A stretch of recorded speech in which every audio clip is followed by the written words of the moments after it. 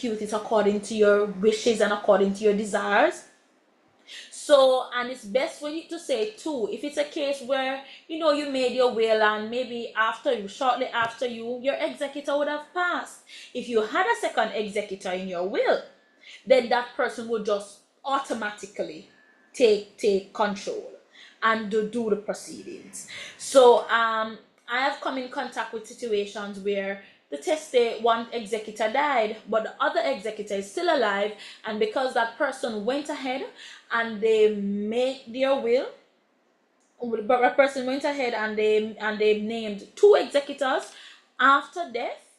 After the death of one executor, things still flow properly and the administration was able to take place.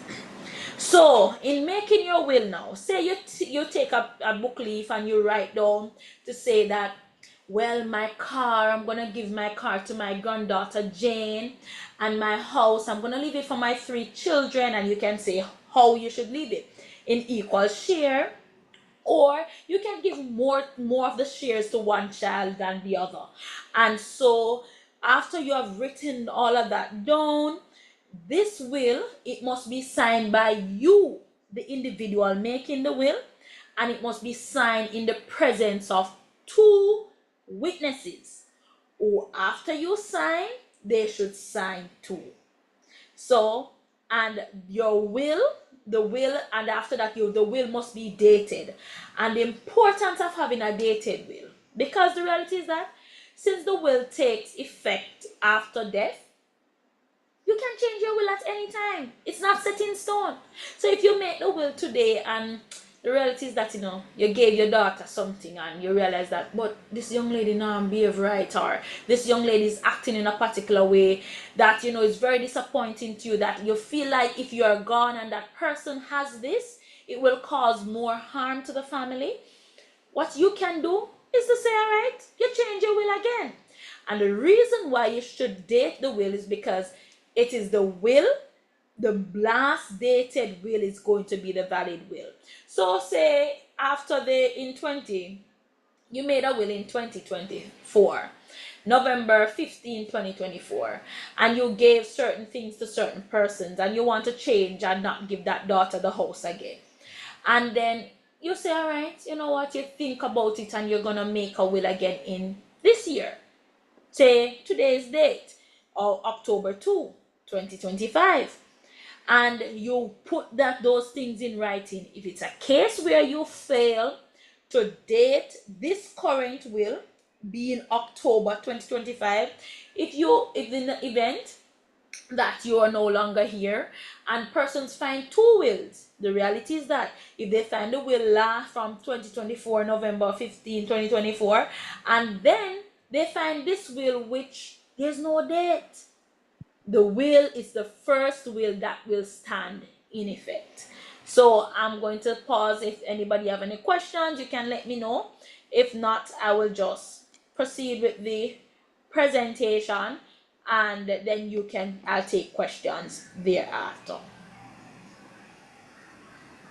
I have a question. Yes. All right, you say it's you can have 2 executors, right? Yes.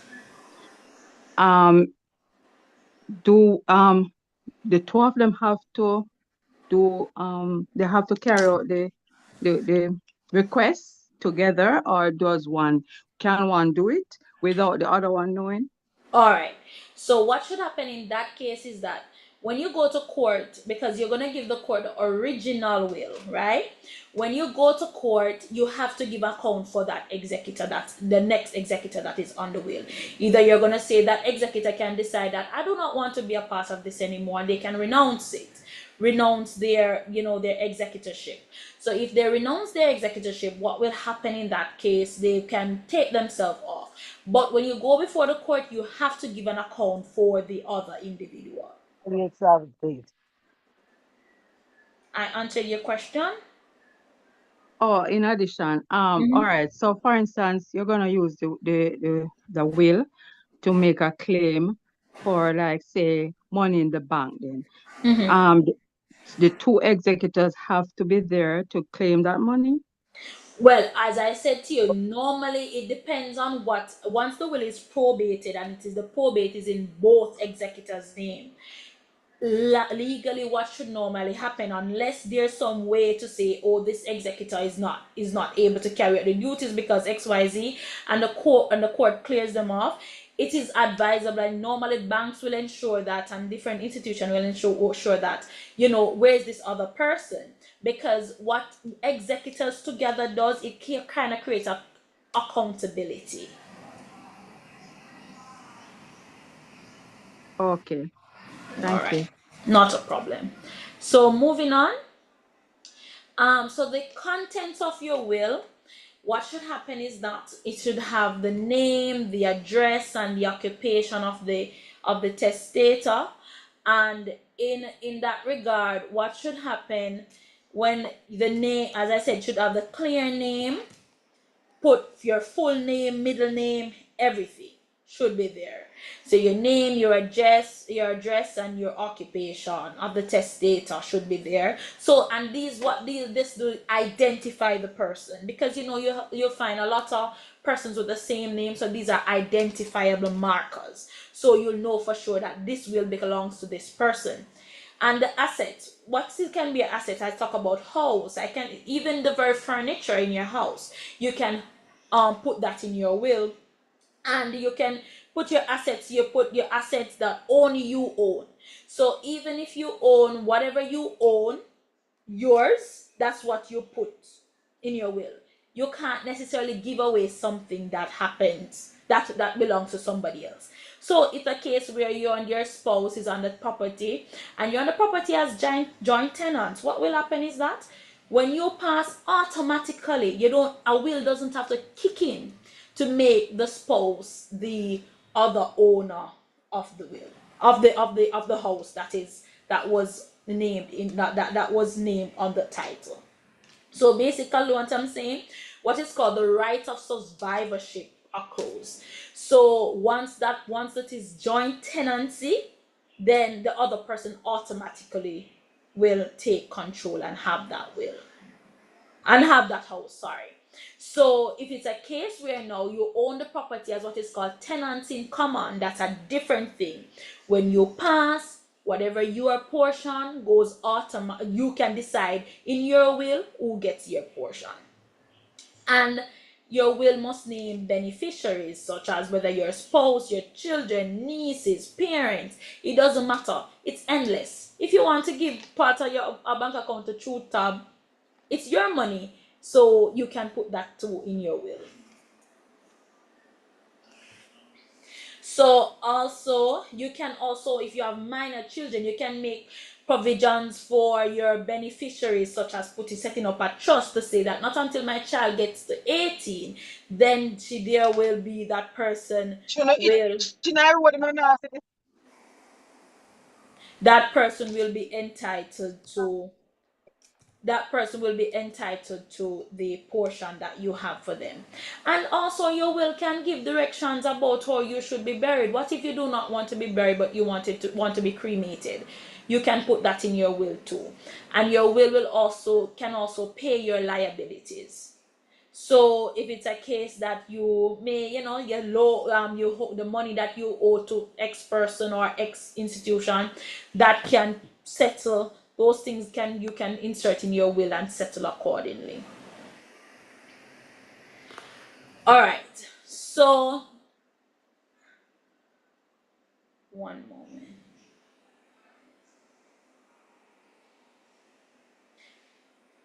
So in your will, you can insert what is called a residual clause if it's a case where you do not capture everything, and where everything is not captured. What if you had something something came to you maybe after you have made your will, but that residual clause that you put in there, it can basically say who should get, and the rest of my estate or so on, I give to X individual. And it's always advisable when you're making your will, like if you're giving the person a gift or a beneficiary, it's best not to have them witness. Because sometimes, even though there's case laws that may be dated, but it may sometimes give a little scrutiny. So if you don't have, if that person doesn't have to be a witness to your will, then it's a case that you can ask just about anybody. And the person who's witnessing your will, they don't need to know the contents of your will. So they really don't need to know your business. You can give that, you can just ask them, you know that this is my will and I'm watch me sign, and I'm asking you to sign thereafter. And basically your executor, and basically your executor can also be a witness to your will. Nothing is wrong with that. And the a witness can also be the executor, vice versa. So two witnesses, as I said earlier, must be present, and at the time, they're sign at the time you're signing. And I encourage individuals to speak to your attorney at law and where you are unsure about your will and its validity. So I'm gonna jump to what is the alternative. What happens in case you don't have a will? The alternative to making a will. What happens is that the laws of intestacy applies.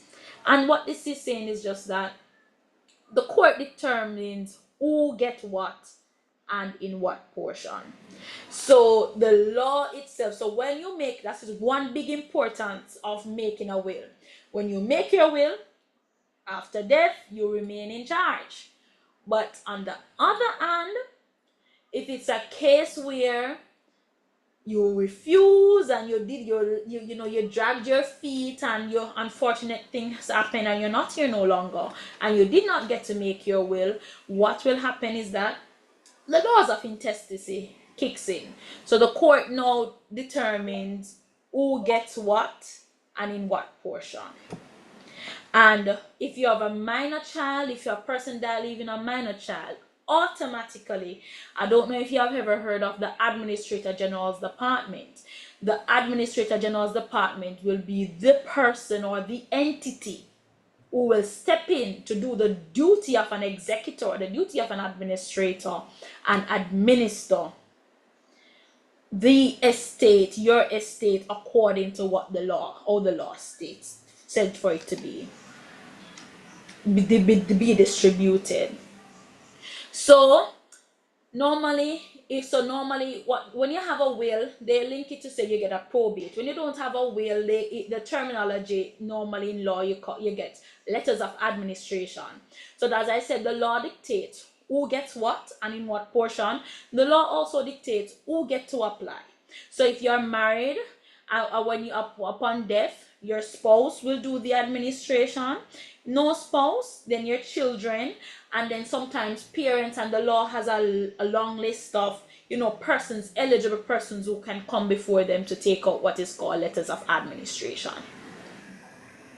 And as I said before, once there's a minor, the Administrator General's Department will basically determines, and normally determines how much whatever portion. And it says normally when you die leaving a spouse and children, spouse get half, children get the balance. But this will not happen to anybody, because guess what? You will make your will and you will get to decide who gets what, when, and how. So other estate planning acts that you can engage in, I alluded to it before. You can own your properties jointly. So meaning jointly to say, all right, I have this property, my husband and I, or my child and I, or my brother or my sister and I, we're gonna own it as joint tenants, just like a bank account. When two individuals are on a bank account as joint owners, as both owners on the account, automatically when one person has passed, what will happen is that the other person basically now likely will be the one in charge of the monies and can go and do the withdrawal. And so you can do what is called life tenants. You own the thing just for life, and then you determine who will get the remainder of what's left. Minister, somebody has a question? Okay. Or to make it easier, you can give things away while you're alive. So give the property away now if you wish to, and once there's no impediments on it, and you can take care of that from now. So in a nutshell, the importance of will making, it really saves money, it saves time, and it allows the deceased to determine who should benefit from their estate and in what portion. And it gives you, the deceased, the opportunity to be in authority even upon death. And as I said before, you can change your will at any time. And in my mind, I often say that your will is your voice when you become voiceless. And let me tell you something, it can help to reduce family tension. Most of us must have stories of people fight over deadlift.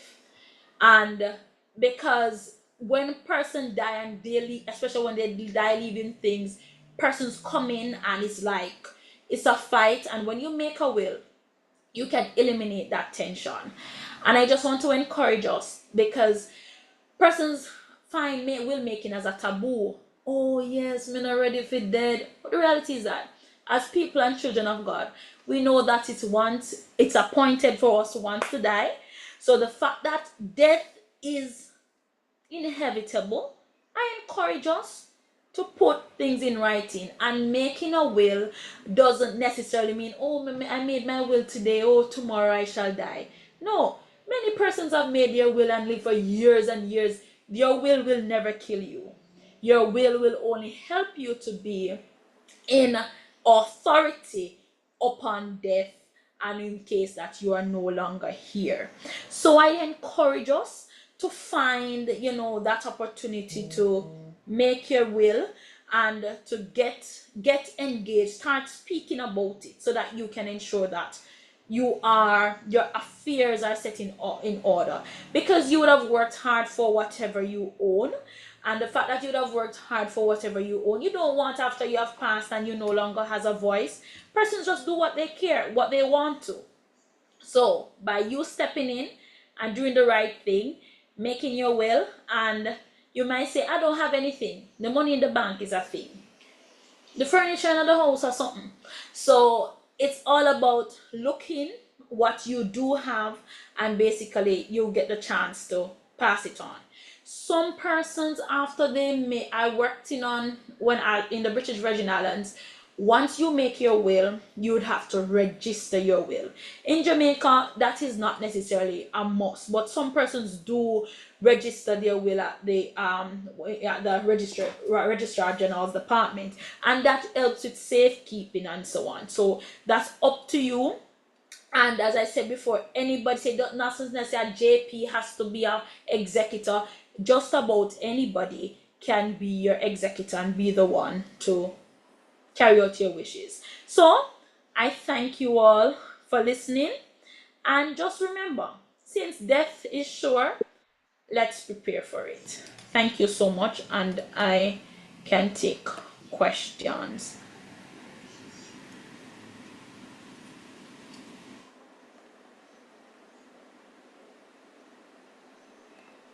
Right, go ahead. You acknowledge me. Oh, sorry, I didn't see your. Go ahead. You may go ahead. All right. Good evening. Um, Hi. Question. If it is that, for argument's sake, you have your parent and they did not get portions of what their parents had, you now has the whatever you call us, children or whatever, Mm-hmm. can we contest that estate from the grandparent? All right. So you're saying that there was no will in effect. Right. All right. So there was no will in effect. So at what point is the estate already administered? So it's all a lot of nuances that will come, because normally what happens is that, all the laws of intestacy works is Mhm. that normally when if the person predeceased, so let me give you an example. So A is B's child, so Andrea belong is Baron's child. but the reality is that Andrea would have predeceased Baron. So, and Baron's mother died. So what would happen is that the child who died before the parent normally gets to step in and be able to take in the share that the person would have died leaving. So normally, when our grandchildren, it kind of have some nuance. Our grandchildren can get to inherit, because in reality, that once they are children, it's basically your parents should be the beneficiary. And if the person is administering the estate properly, what will happen is that once if the parent dies, every child, once they know to prove that the person is a child and all of that, they will end up being a part of it and being a part of the distribution. I understand, but it's a case where if the parent died, Mm-hmm. then you're saying it can be well, that it can, but it's a lot of things to it. Did the parent die? It would, yes. Did the parent die before if the parent died before the art? Say your art. Say if the parent, no, the person, your parent. Just let me say, if your parent died before their parent, then automatically the children will take the place of that child who passed before the other parent. I don't know if you're understanding me. So if I'm understanding you, but mm-hmm, all right, let me plug in some title. My grandfather, mm-hmm, right? The estate belongs to him. He died. Now, my mother also died, who is the child of my grandfather. mm-hmm. No, I'm asking if I can contest that. All right. So did your mother die after or before? She Before died your grandfather. after my granddad. Right. So when was it being administered? When was it being administered while your mother was alive? There was no will. Right, I know. When the estate, so did they go into the court and get letters of administration during your mother's No, lifetime? nothing has been done because let's say when my mother passed, Mm-hmm. and to get her to bury on the family plot, which is adjacent to that land, I had to pay up all the land taxes. And I found out recently that their taxes are still in arrears. Okay. So I was going to pay up that and claim the land. Well, you can't just do it just like that. There's more to it than that. But in I know. reality, what will happen is that, you see, if the estate is being administered, it is got administered, it will still go to your. If the estate is being administered properly, say your grandfather had 3 children, Mary, Mm-hmm. John, Tom. Mm-hmm. Your father is Tom.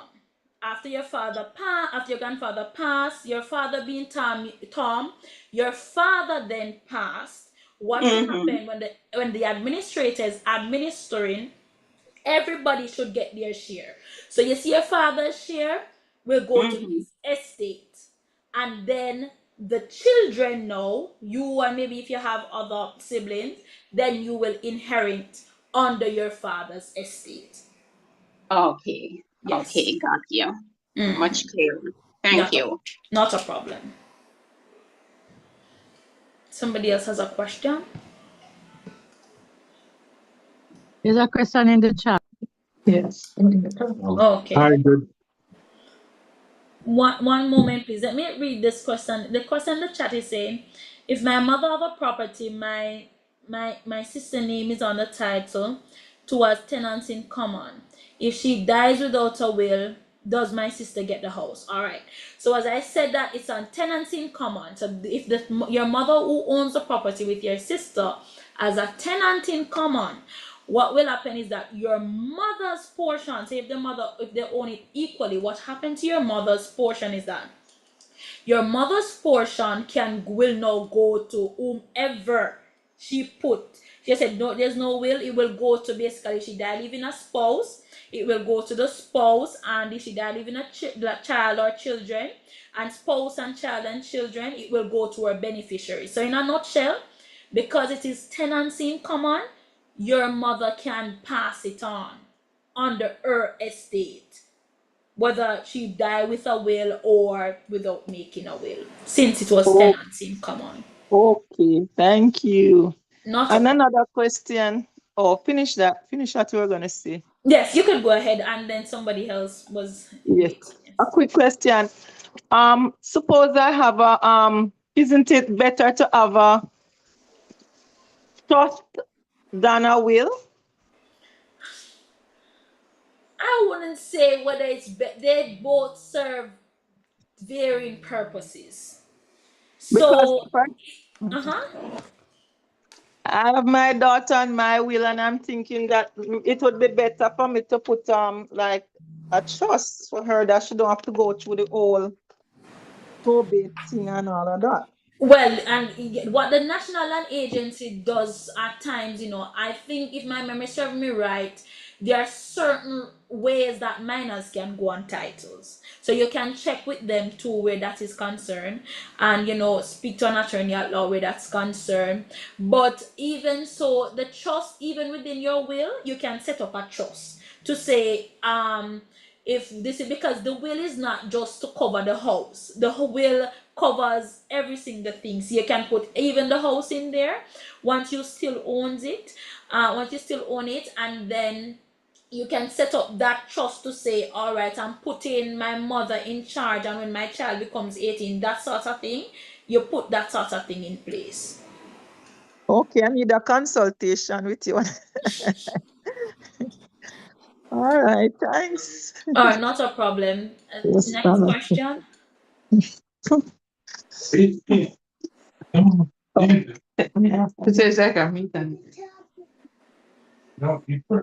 Somebody else had a question.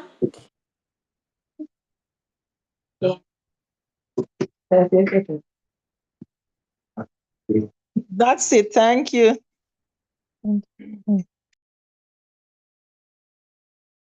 Thank you for your question. I don't know. Let me see if there's another hand raised. Okay. All right. So seems like we have no more questions.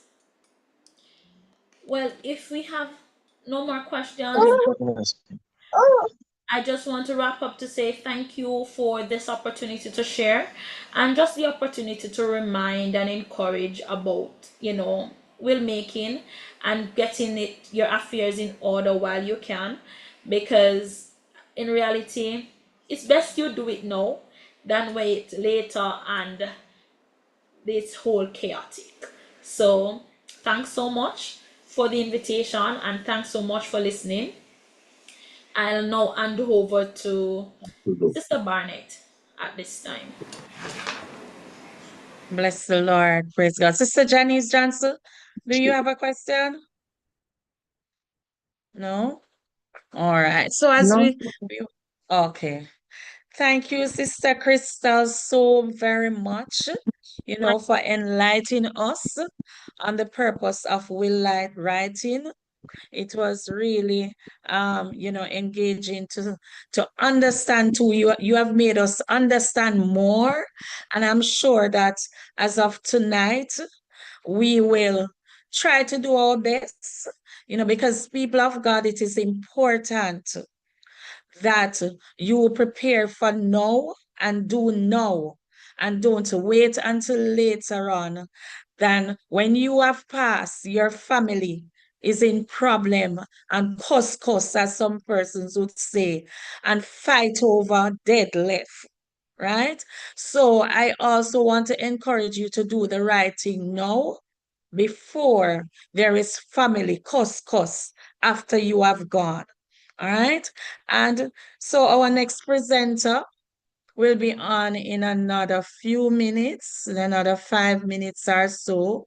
So if there's anybody else who have a question burning that you want to ask, Crystal, you can still do so now as she's on.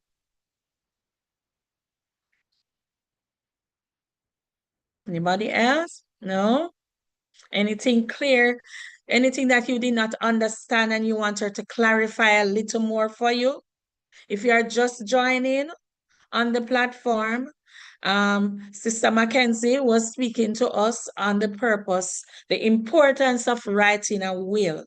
So if it is that you're just joining and you don't understand and you have a burning question that you want to find out for yourself, you can ask now and she will explain to you. Go ahead, Denise. Denise? All right, go ahead, Sister Dorothy. All right. You mentioned about the signing of the will and saying the person who witnessed don't necessarily have to examine your will. So I'm understanding that the form is so set that when the person signs as a witness, the person knows that it's a will. All right, so some persons use will form, while some persons, an attorney at law doesn't normally use a will form. And as I indicated earlier, you say to the person, you know what, I drafted my will and I'm gonna be signing, and I just want you to be present as a witness, because it's while witnesses are good too, and it's good to use persons that are able to understand, because if there's a case where the court has any concern that this will is really valid, or the person make this will, then what will happen is that the individual the individual who signs the will, who witness the will be able to say to the in to, so will be able to make affidavit to the court to say indeed this will is valid. So you don't necessarily have they don't need to know what your contents are. You just let them know that I'm making my will, and watch me sign, and then they sign thereafter. Okay, because I was thinking that if anything can happen where you get somebody to sign something and it's not witness something and it's not necessarily saying that they don't need to examine the document to say yes and to authenticate that, well, this is what I signed. You understand where I'm going? Yes, but in that case, the reality is that what you tell the person is this is my will that I'm making. Right. And I'm just letting, if you want to read your will to the person and let them know the content, that's fine. You can do that. But I'm just making it clear that you don't the person who is witnessing doesn't Mm-hmm. necessarily have to know your business. Oh, alrighty, thanks. But you feel you can do that if you want. You can share it with them if that's something that you'd want to do. Alrighty. Okay, Monique, do you have a question? I see somebody in the chat, Sister Sister? Barney, asking Yeah. if you can name the church as an executor.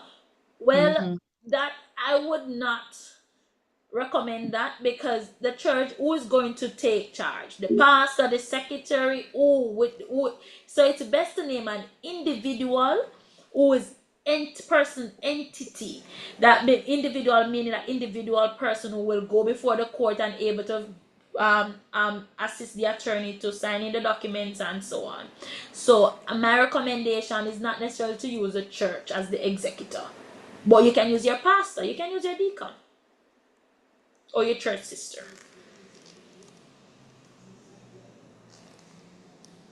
Okay. Everybody's okay? Any other question? Go ahead, Sister Miller. You have a All question? right. What I really want to ask is, I've heard of cases where a parent leaves. Say, for instance, a parent has 3 children. Child 1 would get the house, child 2 and child 3 will get a piece of land. But before or maybe after the person passed, the owner of the property passed, that will is tampered with by maybe child 1, because child 1 wants the land and the house also. It doesn't want anybody else to get anything. How can one prevent that from happening? Well, tampering with a will is illegal.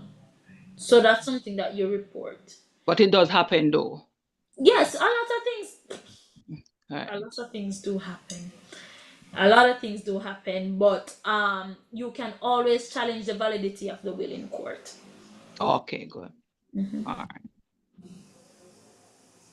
Okay. All right. So we want to say a big thank you again to Sister Amington. Thank you so much, Crystal, for your presentation. It was indeed a wonderful presentation, an eye-opener to me, and I hope that it is an eye-opener to others too. May the Lord continue to bless you and use you, and may the Lord continue to shine upon you as you continue to work for the Lord and to work in this ministry in helping others to understand and the way forward in writing our will and to make sure that we are okay. Thank you so much, Crystal. Lord bless you. Goodbye, This everyone. time, Thanks for having me. you're welcome. We have our second presenter online, and she is Sister Yannick Pedler, the daughter of Pastor and Sister Pedler, and she will be coming to speak with us on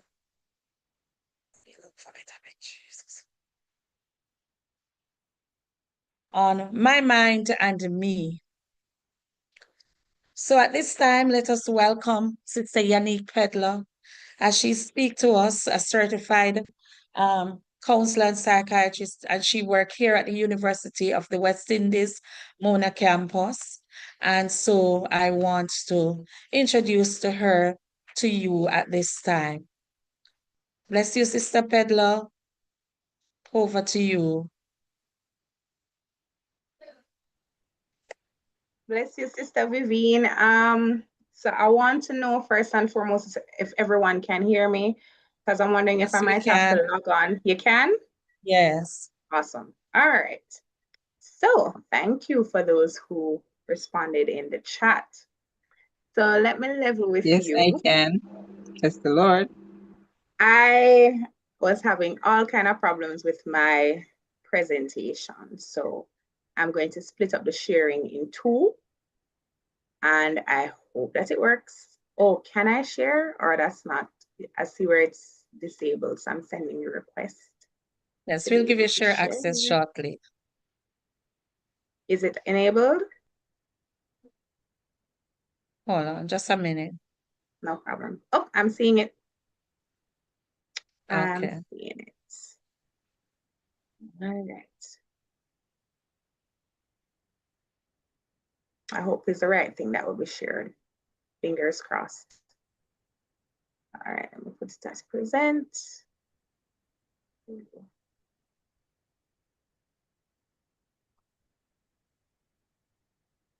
Are you seeing my screen? Seeing your screen trying to share. It's freezing up on me, but let's hope that it works.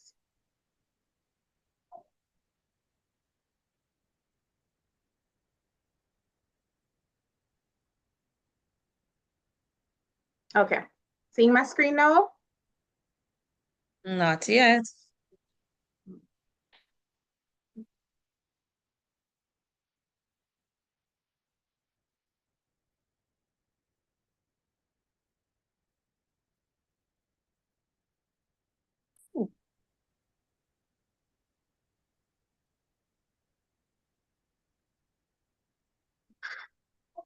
Okay, I see where it is. Did it come up? No, Oh no. it's there now. It's there now. Okay, good. Yes. All right, awesome sauce. Okay, let me go back.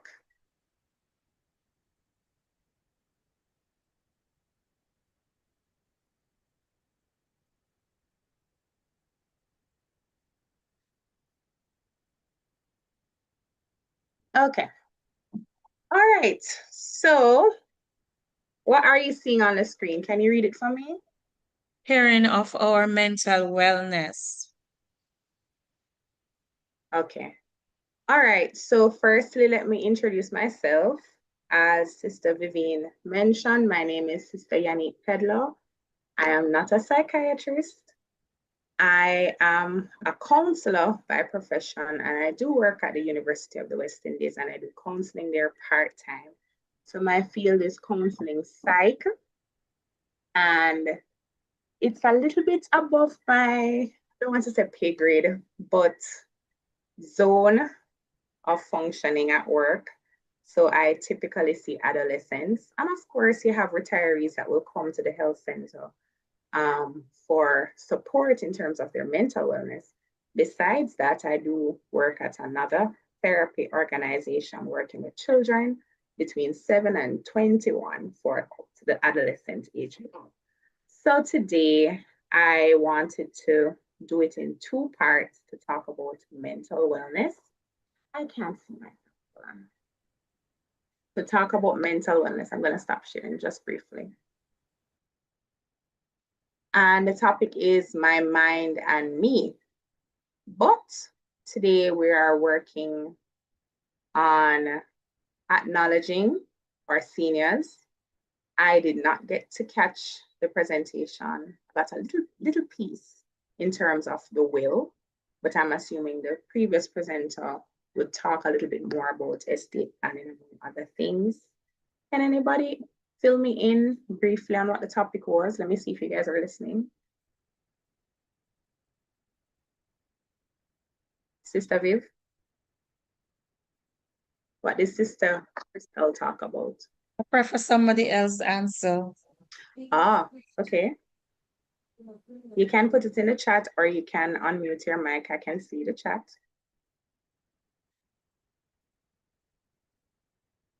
Anybody at all?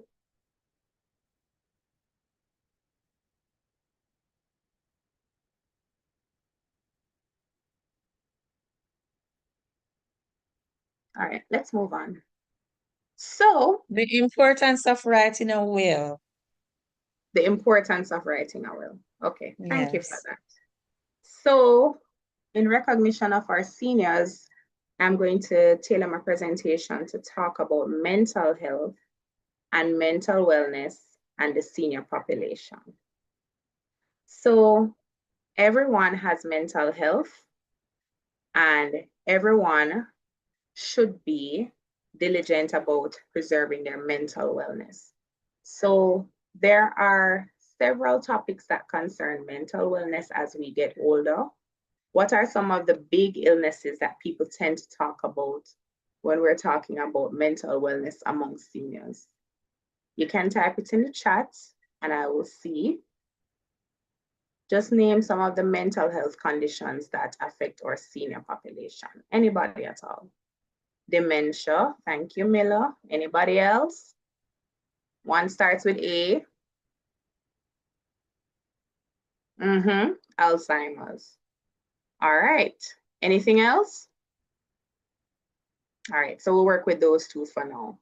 But before I begin to talk about mental health and the elderly, we are in church after all.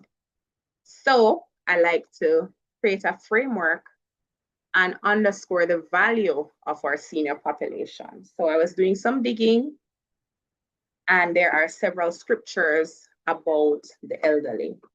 So I'm not quite sure the population on here, if everyone is over 50, if everyone gets to join the seniors line at the bank, or if we have a mix of both young and old people. Sister Vivian, give me an idea of who we have online tonight, because I like to know my audience. All right, so we have a mixture of persons over 65 because our senior group is really 65 and over. So we have 65 and over, we have 60, we have 50, and we have 40. I'm looking to see if there's anybody in the 30 age group. Not seeing not seeing much. I think most of us is over 30. Okay, wonderful. So when we're talking about mental health and mental wellness, it is important that whoever you are, wherever you fall into the group, whether you are taking care of elderly parents, whether you have an elderly neighbor, whether you are a senior yourself, right? No matter who you are, this topic is going to be important for you. And if we don't value something, then we won't know how to care for it. And this will be for our younger ones who are online in terms of how the word of God says that we're supposed to relate to the elderly. And also for those who are seasoned yourself, right? To affirm you and to let you know what the Lord thinks about you. So the first scripture that came to mind was Isaiah chapter 46, verse 4. And I'll read what it says in your hearing. Sorry for the crickets in the background. Okay, and it says, and even to your old age, I am he, and even to your hoar, H-O-A-R, hairs will I carry you. I have made and I will bear. Even I will carry you. Even I will carry and will deliver you. Right? And the easy English version, let me see if I can find it quickly. Does anybody know what hoar, H-O-A-R, means in this context in the scripture? My father is getting up there and he will always rub his head and say, respect the hoary head. If you can guess what it is, just put it in the chat or unmute and tell me what you think it means.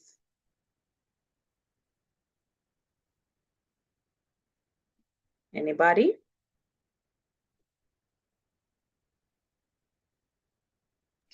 That is someone who is confused.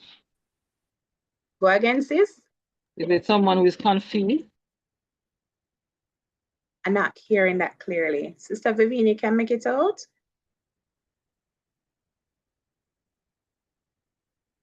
Gray. Thank you. Gray hair. Yes, Sister Polly. Yes. Admin. So, this is what the Lord says about you. Isaiah chapter 46. And this is called the Easy English Bible. So it breaks it down. This is the Lord speaking, will continue to take care of you until you are old, until your hair becomes gray. I made you who you are, and I will supply everything that you need. I will carry you and I will save you. And I just want everyone to know that the elderly, the seasoned, the seniors are very precious in the sight of the Lord. And firstly, you are chosen. You still have a contribution to make. You're valued by God. And I want to highlight some persons in the Bible who were seniors. So does anybody know about Anna, A-N-N-A? Anna in the Bible. So she is a seasoned woman and she was always in the temple. Does anybody know her role formally? Let us learn a little bit about Anna today.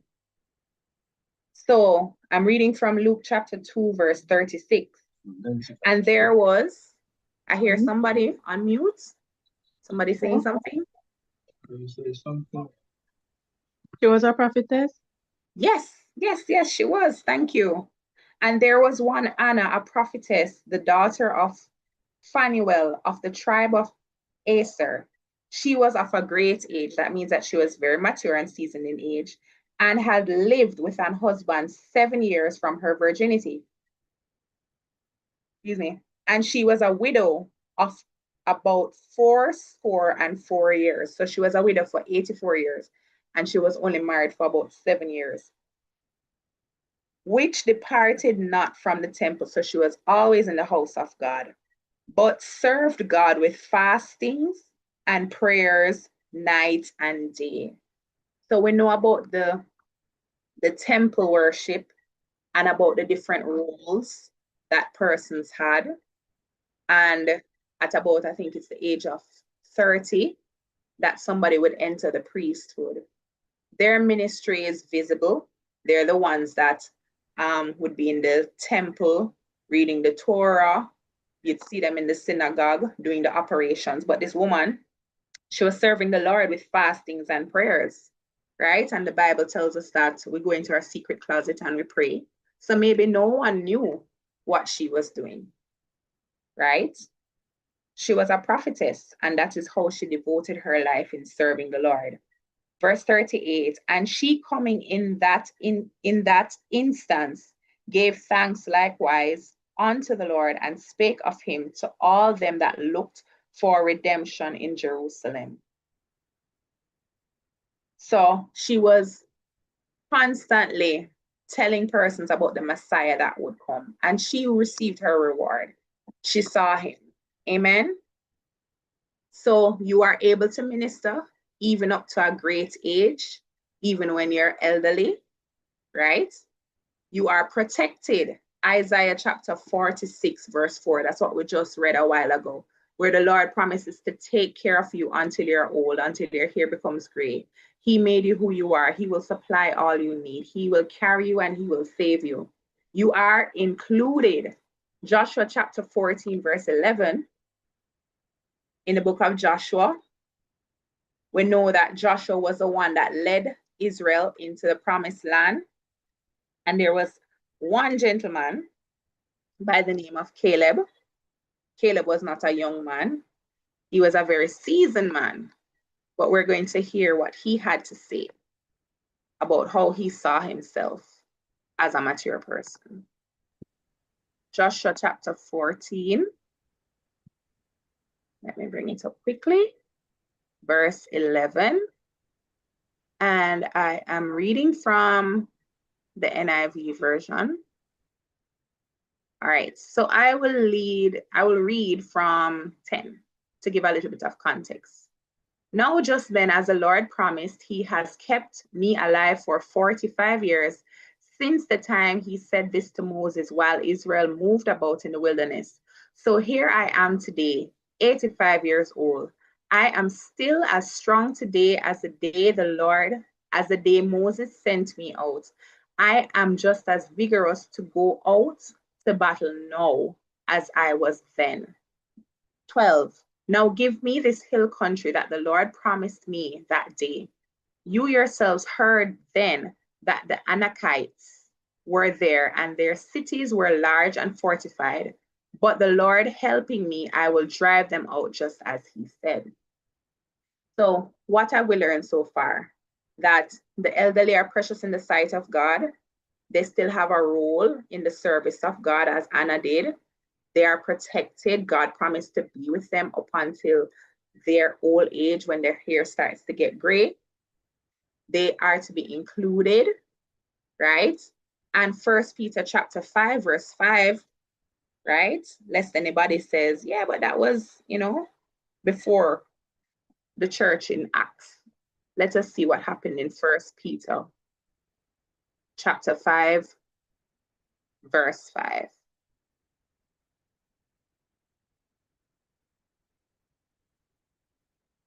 And I will read from the English Standard Version this time.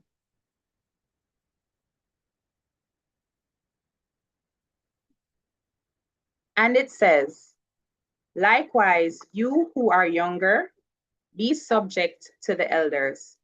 Clothe yourselves, all of you, with humility toward one another. For God opposes the proud, but gives grace to the humble.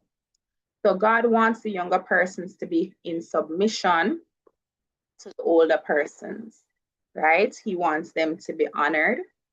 He wants their input to be recognized.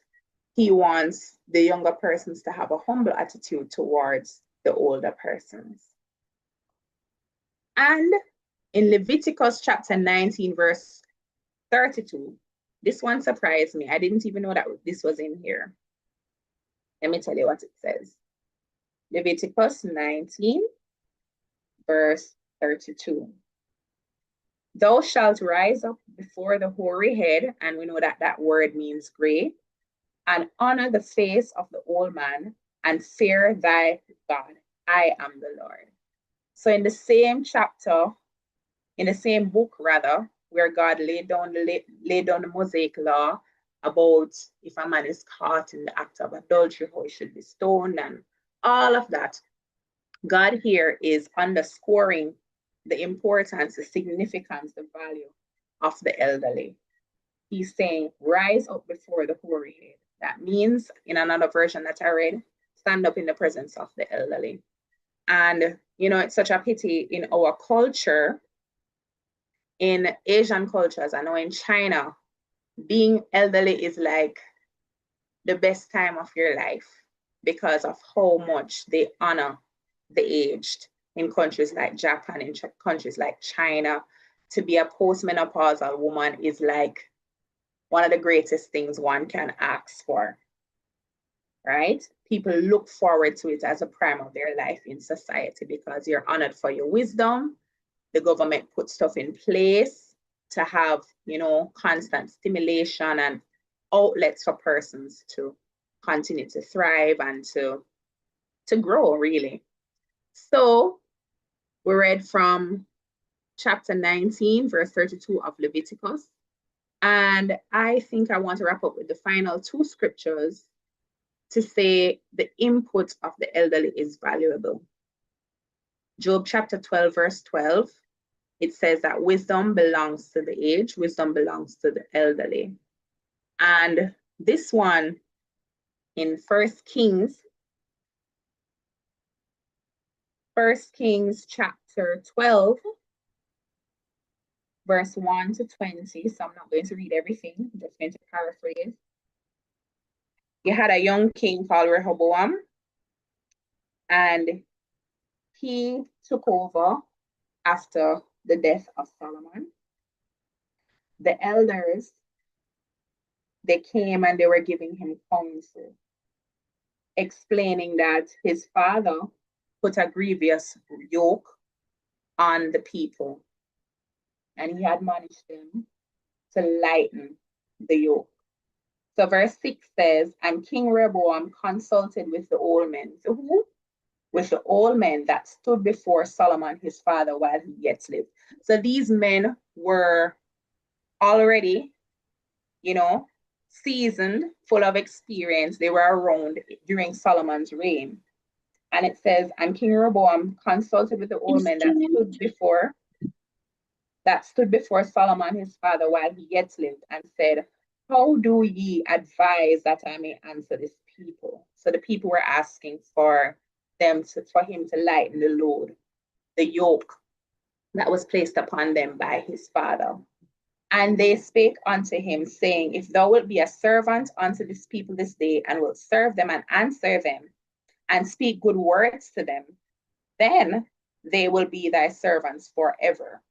Verse 8, I believe that this is very instructive. But he forsook the counsel of the old men, which they had given him, and consulted with the young men that were grown up with him, and which stood before him. And we know the end of that story, that when he decided to add extra in terms of the burden that his father Solomon did on the people revolted, and he ended up losing his position, and it was given to someone else. So our society can be very rejecting of the elderly and of the wisdom that God has given them. Sometimes your contribution can be minimized, but do not be discouraged. You may not always get validation, but still continue to, you know, do what the Lord would have you to do and let your voice be heard. So I want you to talk to me. Tell me some of the ways in which the elderly in our country are marginalized.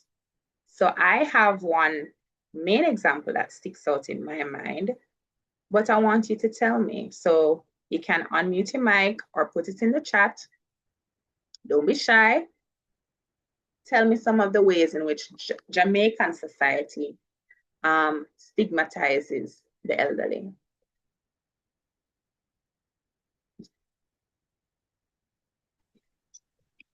Anybody? Yes. Go ahead, Sister Doreen.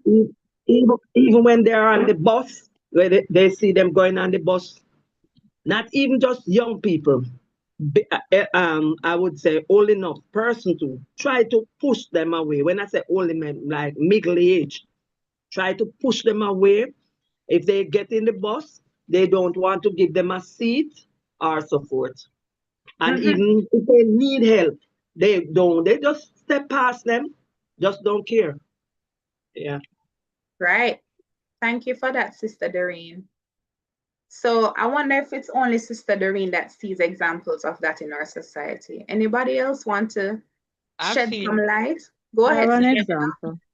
I have seen where in the workplace, persons after they start, they would have been working at the workplace from they are young and getting things done properly. After you start getting older, you kind of, you know, get slower or something like that. And younger persons will look at them and say, you know, if you work here, so you fit go your yard. You're not supposed to be in the workplace. I mean, they are doing their work well, it's just that they are doing it slower, you know. So because the younger ones are faster moving there, you must go your yard. You're not supposed to there and all of that stuff. Even when you don't reach retirement age much, you're near to it, but and you want to work until retirement, and they, belittle them and tell them that they need to go home because they're not doing their work properly. Instead of understanding that yes, you're getting older and you're getting a little slower, but you're doing your work well. I've seen that all the time. Mhm. So let's And talk I a little can bit and I about. can add Go I ahead. can add to that. I can add to that in the workplace when, as soon as you start to get gray hairs and so they will start to some of them will start to say grandma, or they will start to call you old woman or something like that. And that's why I find a lot of women start to dye their hair because of the fact that they don't want to work among the others who are not graying as yet, so I attest to some that, Sister Lenora, because in my family, we gray very early, like 20 something up to from 20 odd up. And persons will look at me and say, I started early to dye my hair, but then I realized it wasn't working out. And after I left it like that, I realized how beautiful the hair was. And after I read the Bible and read about the gray-headed persons over there, wise and all of that stuff, I kind of embraced that. And it helped me to be, confident in myself. So that is true. That's an yes. excellent example. Um, Let me hear from those who drive. What have you experienced on the road in driving as an elderly person or a senior person then? I have my examples and I see it every day, but I want to hear from you.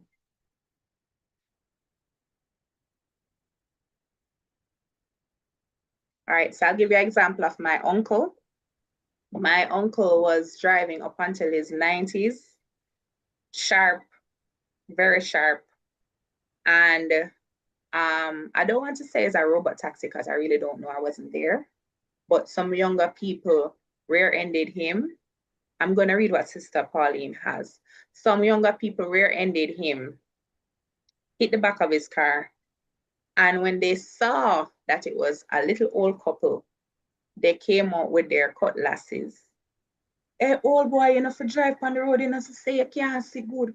A time for you come off for the road now. So even how you're spoken to can be very demeaning. It can be very threatening as an older person in terms of your safety. So one sister testified about how on the bus, how the elderly are treated, but sometimes when you're driving, people, make all kind of remarks, and it's very, very sad. It's very disrespectful, right? So Sister Pauline says, even in business places, you have to wait in long queues. Nothing is in place, some rather. Okay, so there are other challenges too in terms of elder abuse. Sometimes the elderly face abuses, right? And it is sad when it is from persons on the road. It's another thing when it is from within your own home. So on to the second part of the presentation, because I want to make sure that I honor the time that I've been given to work with. So now I'm going to be sharing a little bit more about mental wellness. So it's going to be twofold.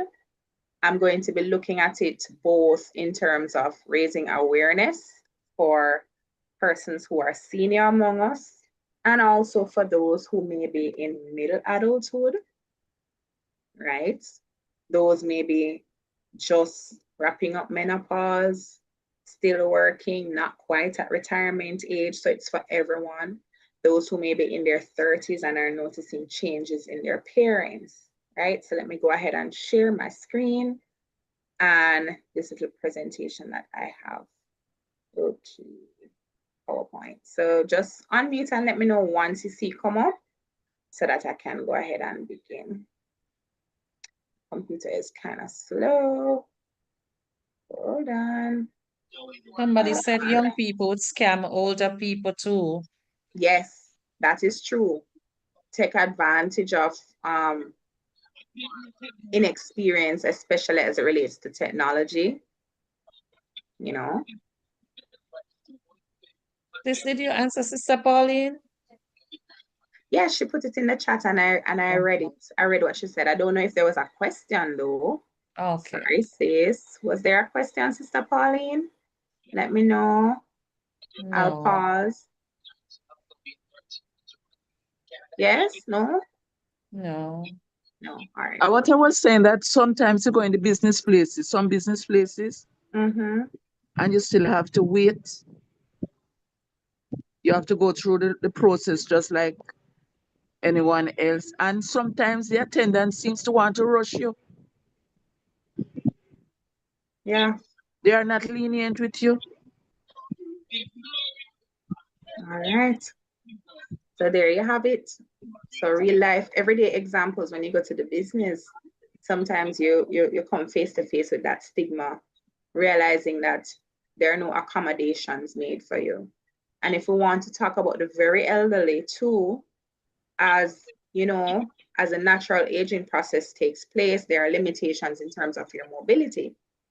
And sometimes instead of the accommodation being made that is supposed to be made based on certain regulations, it is treated as if, you know, it's a bother.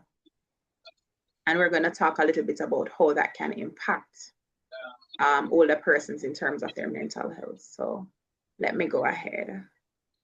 All right, here we go. Okay, mental wellness, what is it?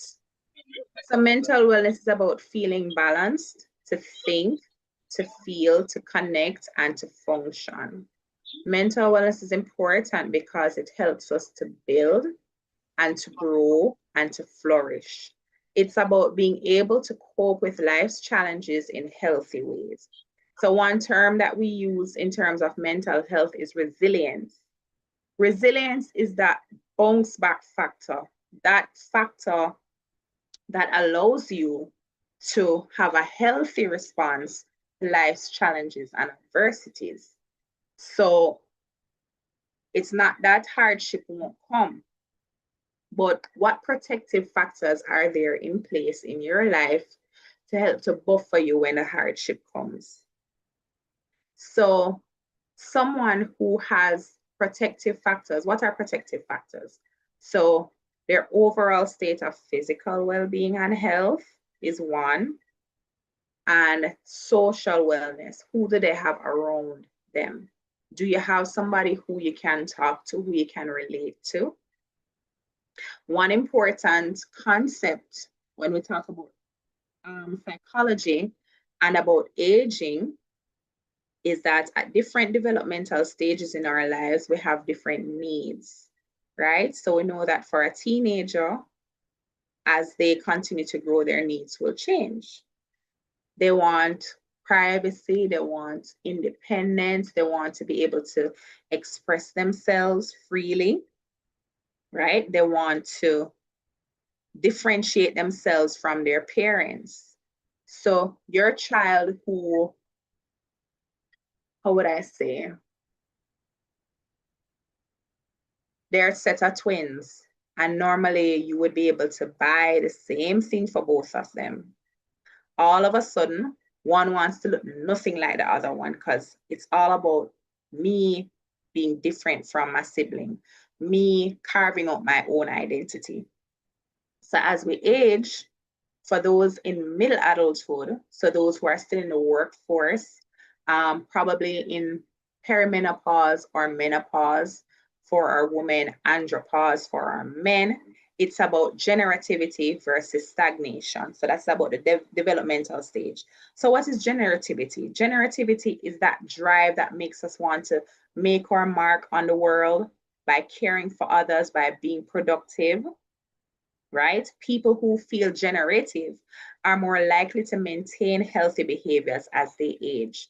So we know about menopause in women, perimenopause, and all of the different mental health challenges that come with the shift in hormones, right? But for men, there are other things too. For example, people talk about a midlife crisis, generativity versus stagnation. Do I still have a contribution to make in society? When people want to push me aside and tell me that I'm getting old and I'm not able to contribute like I used to. So sometimes that same search for identity, that same search for meaning can come up as we enter middle adulthood and continue to grow. And then as we get to over 65, it changes to integrity versus despair. Integrity versus despair. Integrity is that peace that you have when you get to retirement, when you get to older age, that, okay, I have made contributions, I have done the things that I really think are very important based on my value system, based on my worldview. I feel satisfied, I don't have any regrets. And despair is when you're full of regrets. You feel like there are things that you wanted to do that you couldn't do. And there's like a lingering cloud of disappointment that hangs over you, right? Psychology aside, as persons in Christ, it's not about male or female. It's not about young or old, because the Bible says that the Lord can renew our youth like the eagles. So what can happen to the elderly sometimes is that when they reflect on things, they have a lot of regrets. They're like, oh my gosh, I didn't get to do this, I didn't get to do that. But ultimately, our satisfaction doesn't come from whether or not we still live in a rent house or we're able to leave our children 5 acres of land. Maybe you might not have a lot of stuff on your will, right? But what matters ultimately as believers is, have I walked out the purpose that the Lord has for me? As a woman, am I doing what Titus 2 says, to teach the younger woman, right? As a man, am I fulfilling my role, right? In terms of loving our wives, not being bitter to them, not provoking our children to wrath, right? Leaving an inheritance for our children's children. We might not have worldly goods, but we're able to leave a spiritual inheritance. So we know about Jacob. Was it Jacob who blessed Manasseh, Joseph's sons? Is there a big deacon on the line who can help me out? Because I don't want to say the wrong thing, you know. Who was the one that blessed Joseph's children? I can't see the chat, so somebody shout it out. Yes, it's Jacob. Jacob, I think it was Ephraim and Manasseh. Jacob. Yeah. Okay. Right. So in the Hebrew culture, the elderly, part of what the patriarch in the home, his role is to pronounce a spiritual blessing.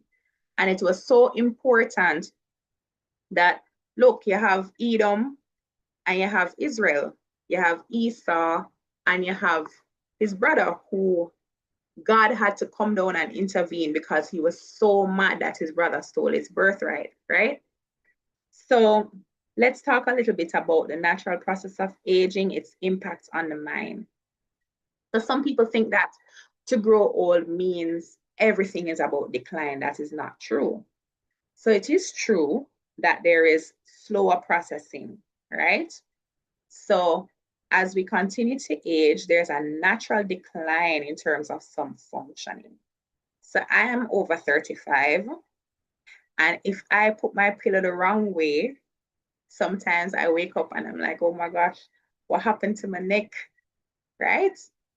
And if Usain Bolt, who is also a millennial, decides to go to Champs and just try to run at full hilt, his check engine light is going to come on, right? Because his body is changing. So it might be a slow climb down the hill, but for everybody, it's a natural process. So there are slower processing times, maybe to learn something, like when you were in college, when you were in your 20s, you could study the night before and remember everything for a test. And maybe when you're getting older, you probably are, I don't know, installing a ring light or learning new software, or if you're an accountant and you normally use a ledger book, and then now all of a sudden they're introducing to you another type of accounting software. Part of the frustration may be the processing speed, the speed at which you grasp new information, right? And these are some of the things that are stigmatized and stereotyped in society, but there are benefits too. So we have something called crystallized abilities. So you actually grow and master and increase in certain forms of cognitive processes. So general knowledge, vocabulary, life experience, other skills that take a long time to grasp. So let's think about like somebody who does needlepoint embroidery, somebody who is a master gardener, florist, etc. As they age, those skills become crystallized. That means that they become hardened. That means they become part of your what's the word? Oh my goodness. So the same type of memory where when you're riding a bike, you don't have to think about it, but your body actually knows what to do. Those things are strengthened as you age. So there are changes in terms of your brain structure, right? Your cognitive abilities that can lead to frustrations at times.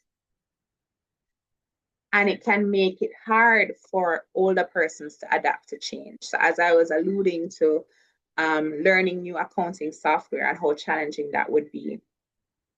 So let us kind of distinguish in terms of what's normal and what's not normal. So general forgetfulness, slowness in terms of grasping and learning new things that will require change, those things are normal, right? That is a normal part of the process of aging, but there are things to watch out for. So if you are online and you're not in your most senior years, meaning over 65, 65, 75, 85, 95 and older, and you are required to support or to look out for the very elderly, here are some things that you need to know. So for older persons, one important thing is finding purpose and reconnecting to meaning. So older persons, especially those who are going to work, especially those who are in retirement, they need to have stimulating routines. So one of the worst things that can happen, let's say, for example, your mother grew up in Trelawney all her life. She may not have finished high school or college, but she was the kind of woman who would plant up her farm, go and sell, go out into the field with her cutlass, cut a hand of banana and go across to her neighbor and stand and talk with that neighbor for hours, cleaning up the garden, raking, doing all of that. And then her child comes and says, okay, mommy, we're leaving the sunshine, we're leaving the rolling hills, we're leaving the yam ground, and we're going to Canada. And in Canada, you're going to be locked up in the house. The people in Canada, if you say howdy, they don't answer you, right? You're just going to stay with the children. but your regular routine of going out and getting that stimulation and going to church and getting the stuff ready for communion, all of that is gone. What are some things that can happen to that mother? So I can't see the chat, so just unmute and tell me what you think can happen in terms of the mental health. Definitely when stressed out. That person when stressed out and it causes sickness too. And then eventually death, because And loneliness is also, worse than sickness. Go ahead, Brother and also, Harold. and also lack of exercise because you're not going to get the Yes, exercise. yes, you touch on a key point. Did you know that during menopause, as the hormones start to change, for women especially, by the time you get to postmenopause, which is like late 50s, 60s, and beyond, you lose vitamin D. And low vitamin D and low estrogen are associated with higher levels of depression and anxiety. So you see those little old ladies that you see in the morning every 6 o'clock, they're walking with their friends. Twofold, that's two things are happening. One, social connection, having somebody to talk to. Two, well, that's it, three actually. Two, moving your body, right? Getting exercise. And three, getting sunshine, vitamin D.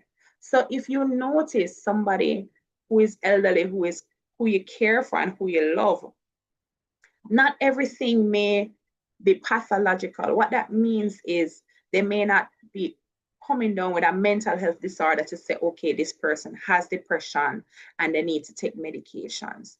Some things medication is not necessarily the answer.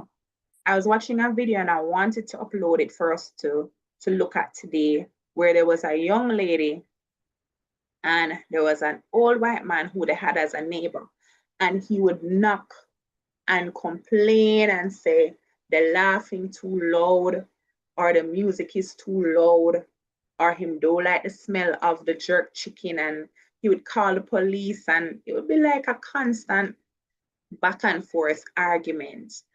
And the young lady, one day when he knocked the door again, she said, Auntie, it's okay, I got it. And she went to him and she said, we're so sorry about the odor, we are from Jamaica, so I'm just paraphrasing here. So we are from Jamaica and we really love to use a lot of spice. Would you like to come over one evening and enjoy some jerk chicken with us? By the way, I noticed that it's just you and your wife. Did you have children? And he said, oh yes, I had children, and my children went here to college and there to college and blah, blah, blah, blah, blah. So she's like, oh, what did you used to do when you were working? Because I know you're retired. And he said, oh, I was an electrician. And she said, so I have a bad fuse in the bathroom. I wonder if you'd want to come over and to look at the fuse, and maybe you can try some of that jerk chicken, right? So what happened right there? Can anybody tell me what you think that man was going through when he was, coming over, knocking, complaining? What do you really think was the root of the issue? He was lonely, not having much person to talk because probably everybody has gone to work, leave him alone. And I think that is one. Um, if he gets somebody to talk to, and that maybe can change things. Yes, excellent analysis, Brother Johnson. Thank you. So yes, he was lonely. He needed significance, because imagine your role as a man all these years. You're the breadwinner, you're the provider, you're an electrician, you always have work to do, and all of a sudden you feel like you're not being needed or called upon as much. So he lit up when she spoke about the fuse in the bathroom, because it was giving him a chance to reconnect with meaning, to reconnect with purpose, right? So what we can do for the very elderly is to help them to build stimulating routines. So if you notice that the person is withdrawn, they're not coming out as they usually would, check on them, right? And while you're checking on them and you feel concerned about an elderly person in terms of their mental health, it is important to remember that they're adults first and foremost.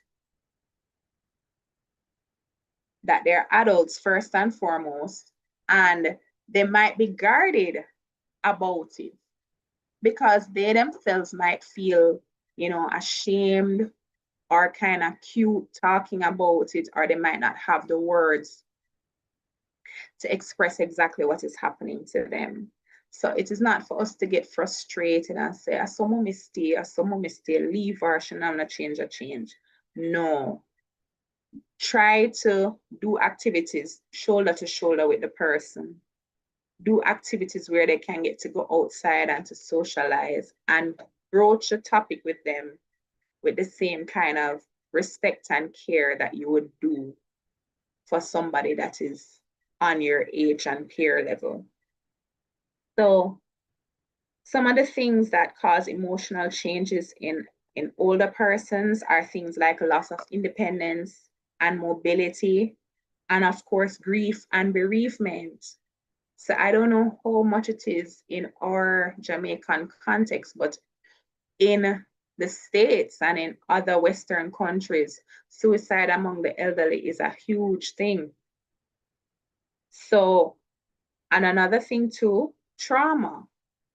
So sometimes persons are in a position where, because of their health challenges, maybe they have dementia and they start becoming aggressive or violent, and the family can't handle it, and they start to probably wander out away from home, or they have Alzheimer's, and Alzheimer's can progress, and sometimes the family isn't able to offer the necessary care. Sometimes those persons can experience abuse.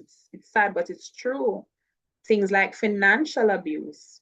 So you have a yard and you have the nephew who is collecting the remittance money to buy medication for grandma, and all no grandma don't see any of that money because the nephew gone off with the money. Those things are financial abuse, neglect, physical abuse. People get abused by persons who are supposed to be nurses and caregivers at times. So it is for us to look out and to, look for the signs. Some things can be caused because of health changes in the elderly. So, for example, UTIs, so that's a urinary tract infection, depending on how severe it is, you can actually have delirium in the elderly. So that's a state of confusion, difficulty thinking, all of that. In Jamaica, there's a stereotype. So anything that do you, you're mad, and is schizophrenic, you're schizophrenic and you need an injection. That's not the case. Something like changes in blood sugar, where blood sugar goes too high or too low, that can cause a situation where the person has trouble talking, feels confused, have changes in terms of their judgment, all of those things, right? So it is for us to be very patient and to remember the humanity of the person and try to approach it with what I would call a humble curiosity. So don't assume.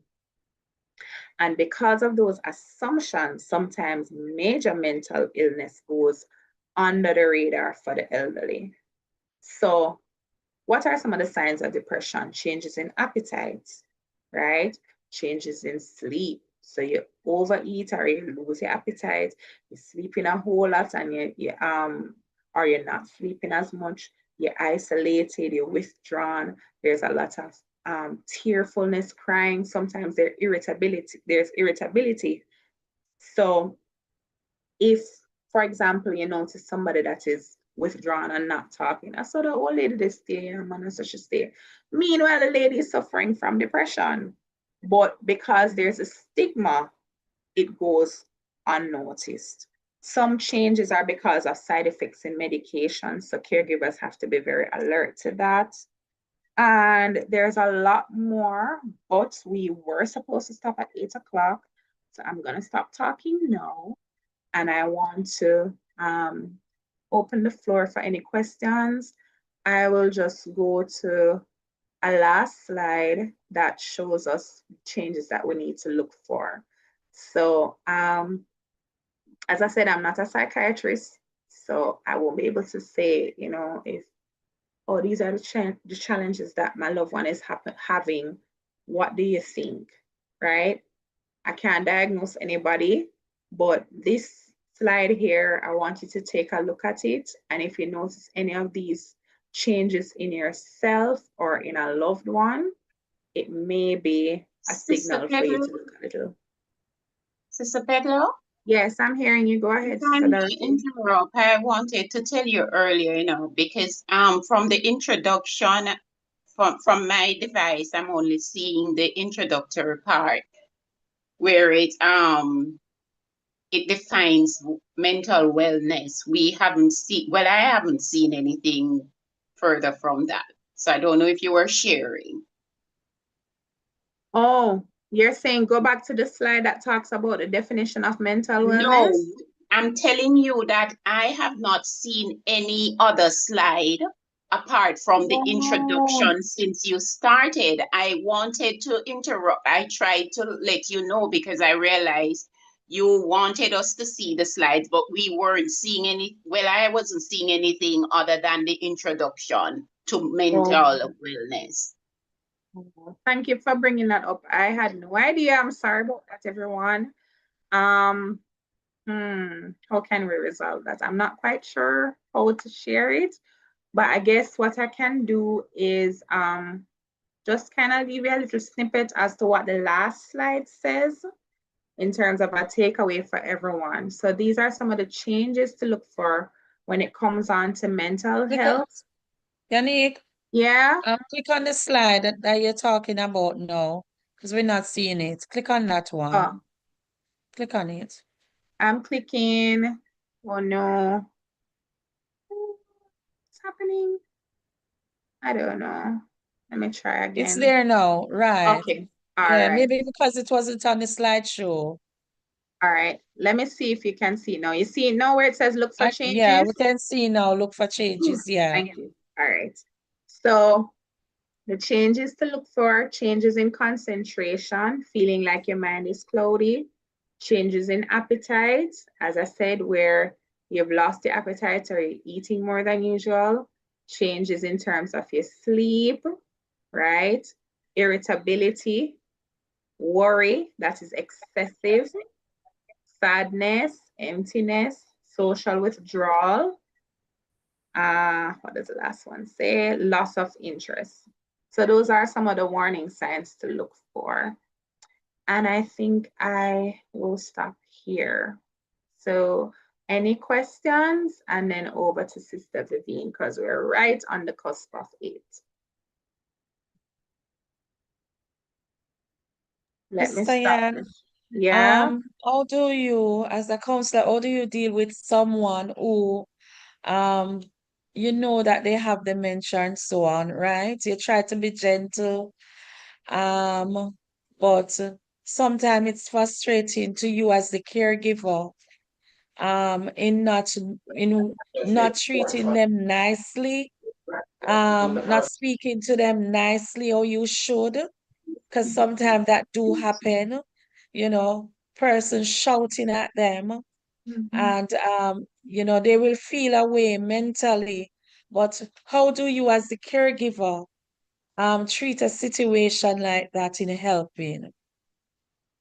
All right. So my heart goes out to those who have to care for persons with dementia. And one thing to remember is that you need to separate the person from the disease and realize that when the person is attacking you, they're attacking you because of what is happening in terms of their health condition.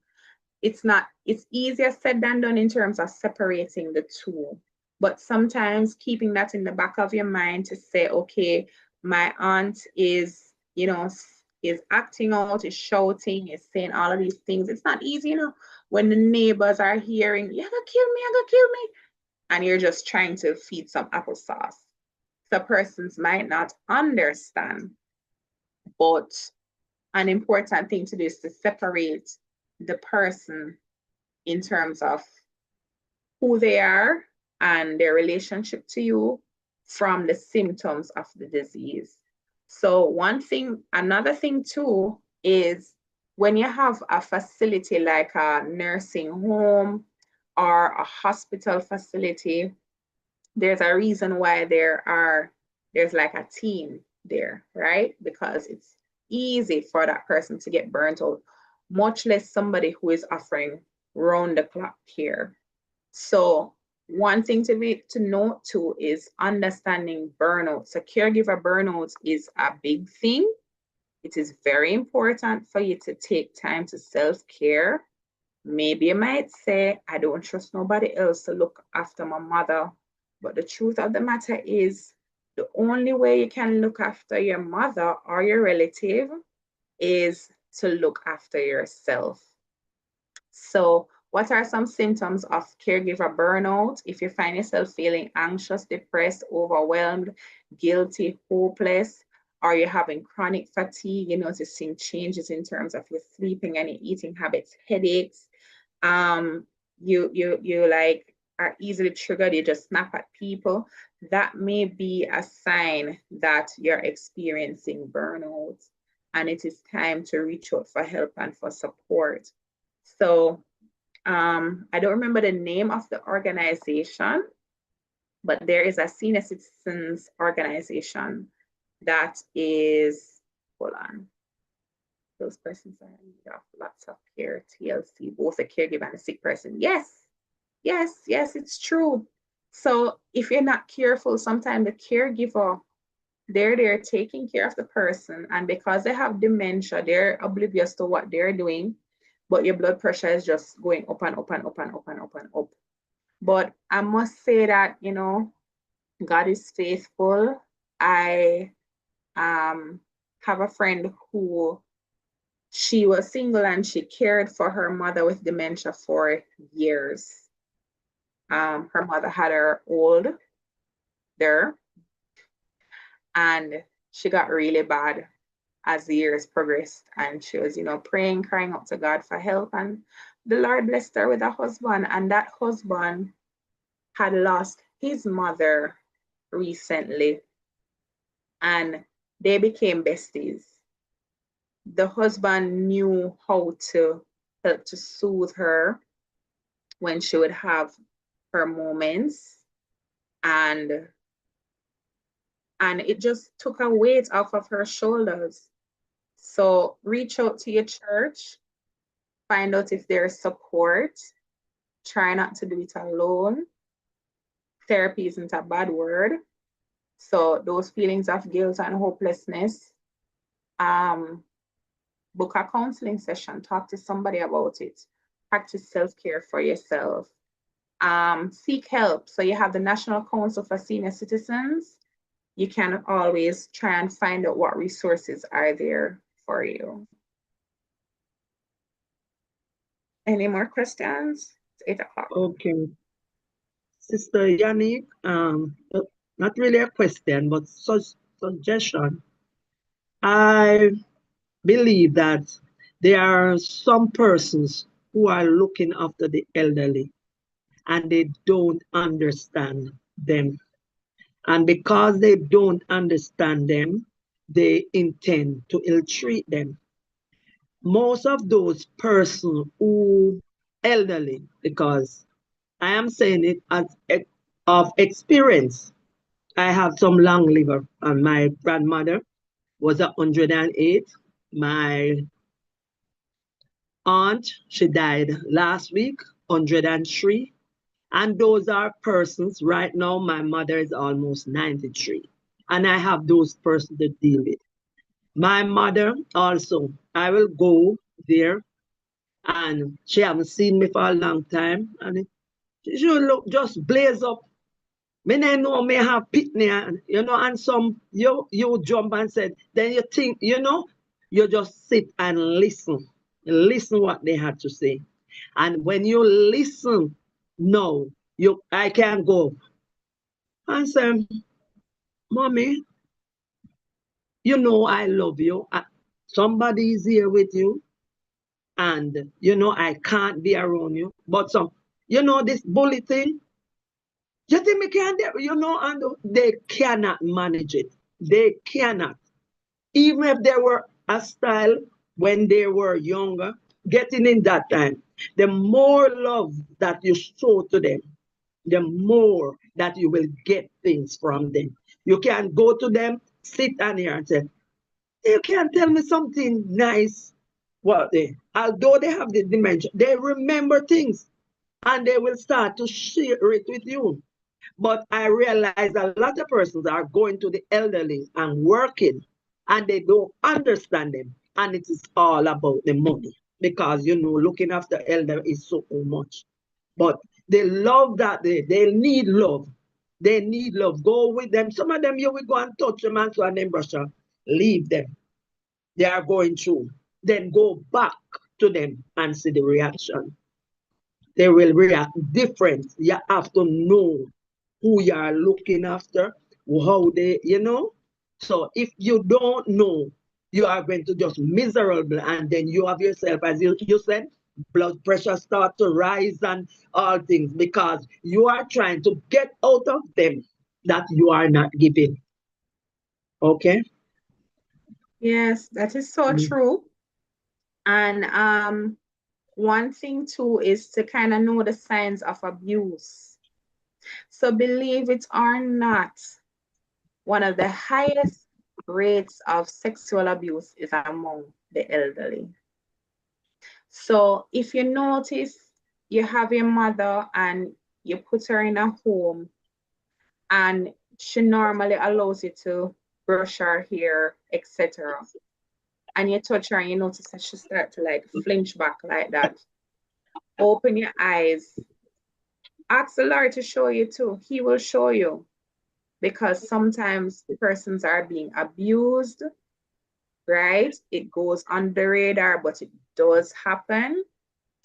And sometimes you have to also, when you see these things in terms of people being impatient with the elderly, speak up and show them a better way to do it. One memory that sticks out with me, my grandmother had Alzheimer's, and she was the type of person who she'll just go up to people thinking that she knows them. And she's like, whoa, you're here pretty a long time in the seal. You're all right. And she did that with a group of young ladies.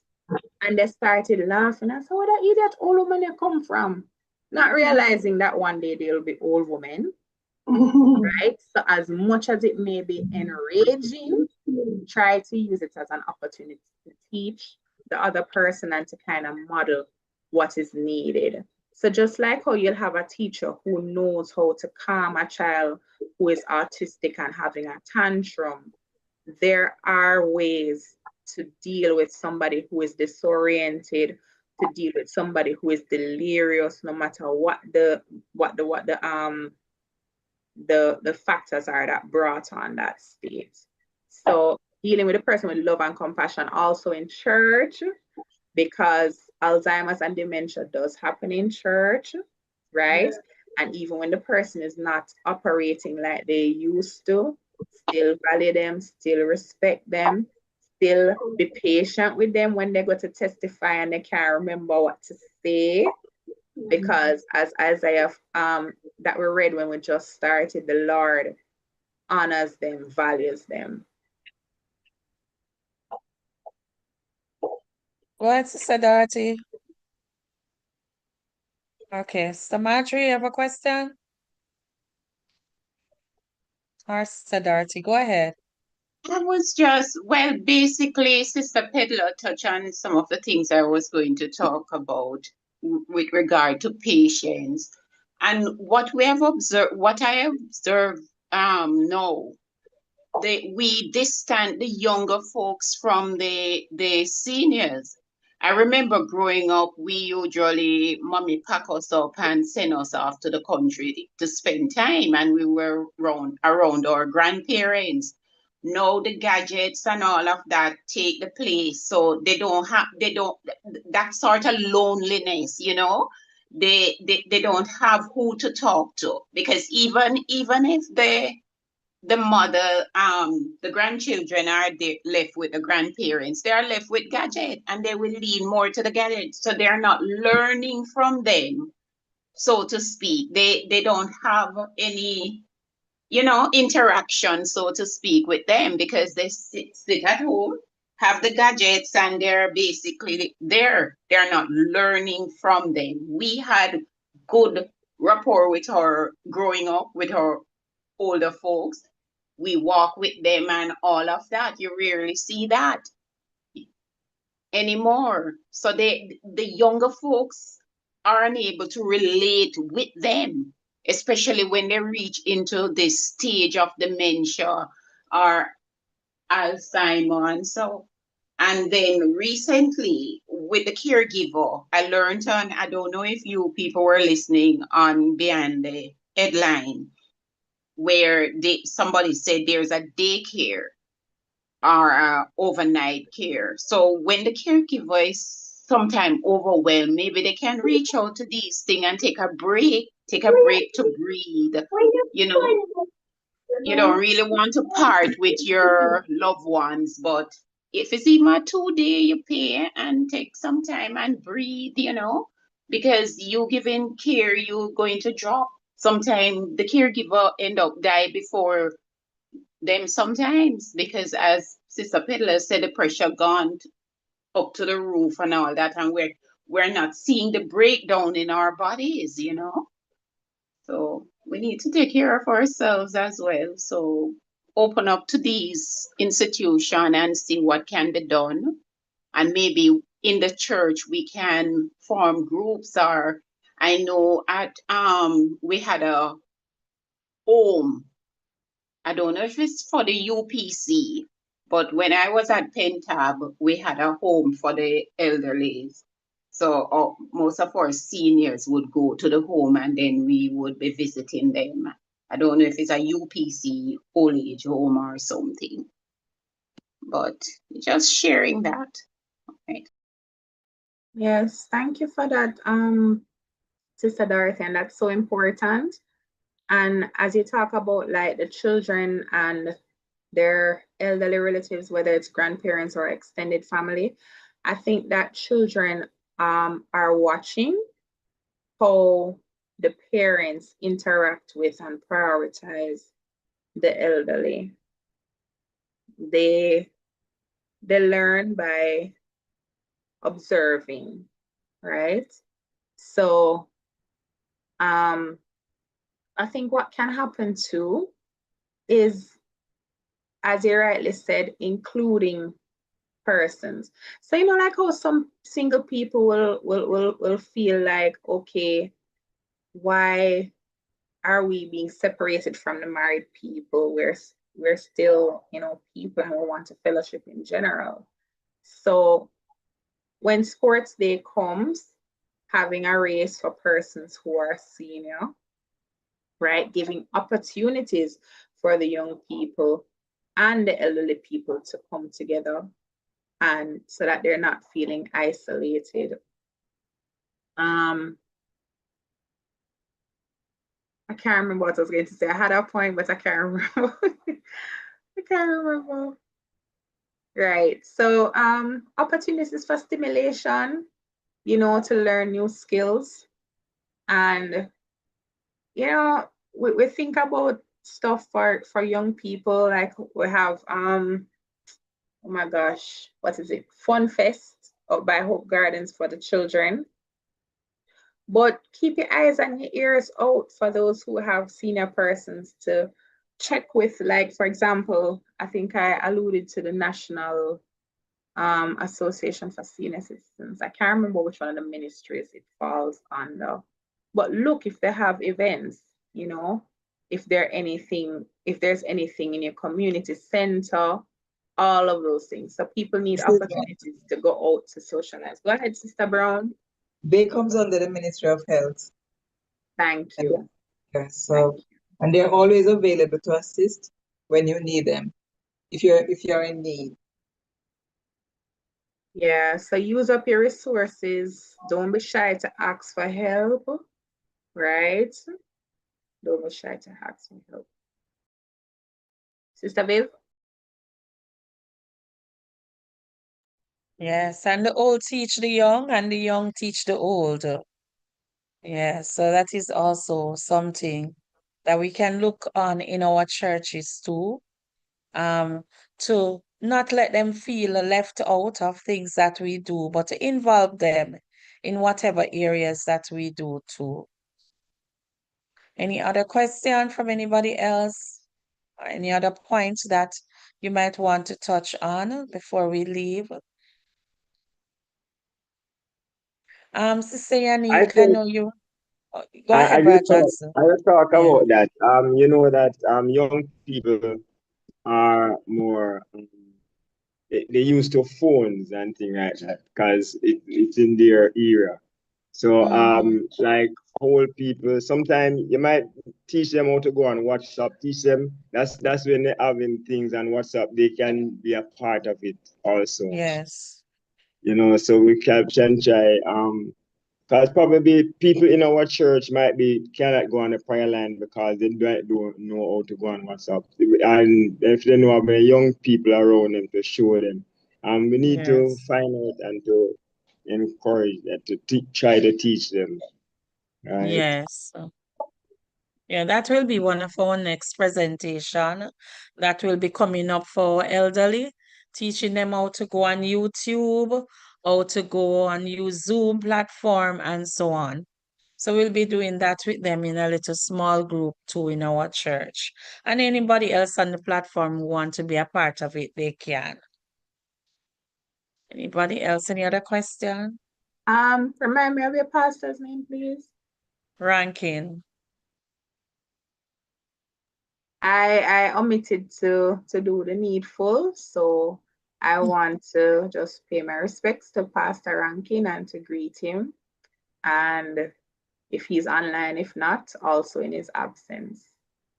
Amen. Go ahead, Sister Karen. Sister Karen, you have a question, Palmer? Sister Palmer? No, I don't have any question. Okay. All right, Sister Not, Miller? not a question really, just a comment. Like for the elderlies also, they are after they reach certain age, recognize that they will ask questions like the same questions over and over again. Persons tend to get hungry at them and miserable because yes, they ask the question already and you tell them the answer, but that's the stage that they go into. And I feel that you just answer the question again, just keep answering until they stop because that's the stage that they get into. But you keep getting angry at them, they don't remember that you answered the question already. And since they ask again, just answer. So that is a part of life for them too. And we have to just, Yes, sit with them. Mhm. that's so Oh, true. yes. I remember now. You know what come to me?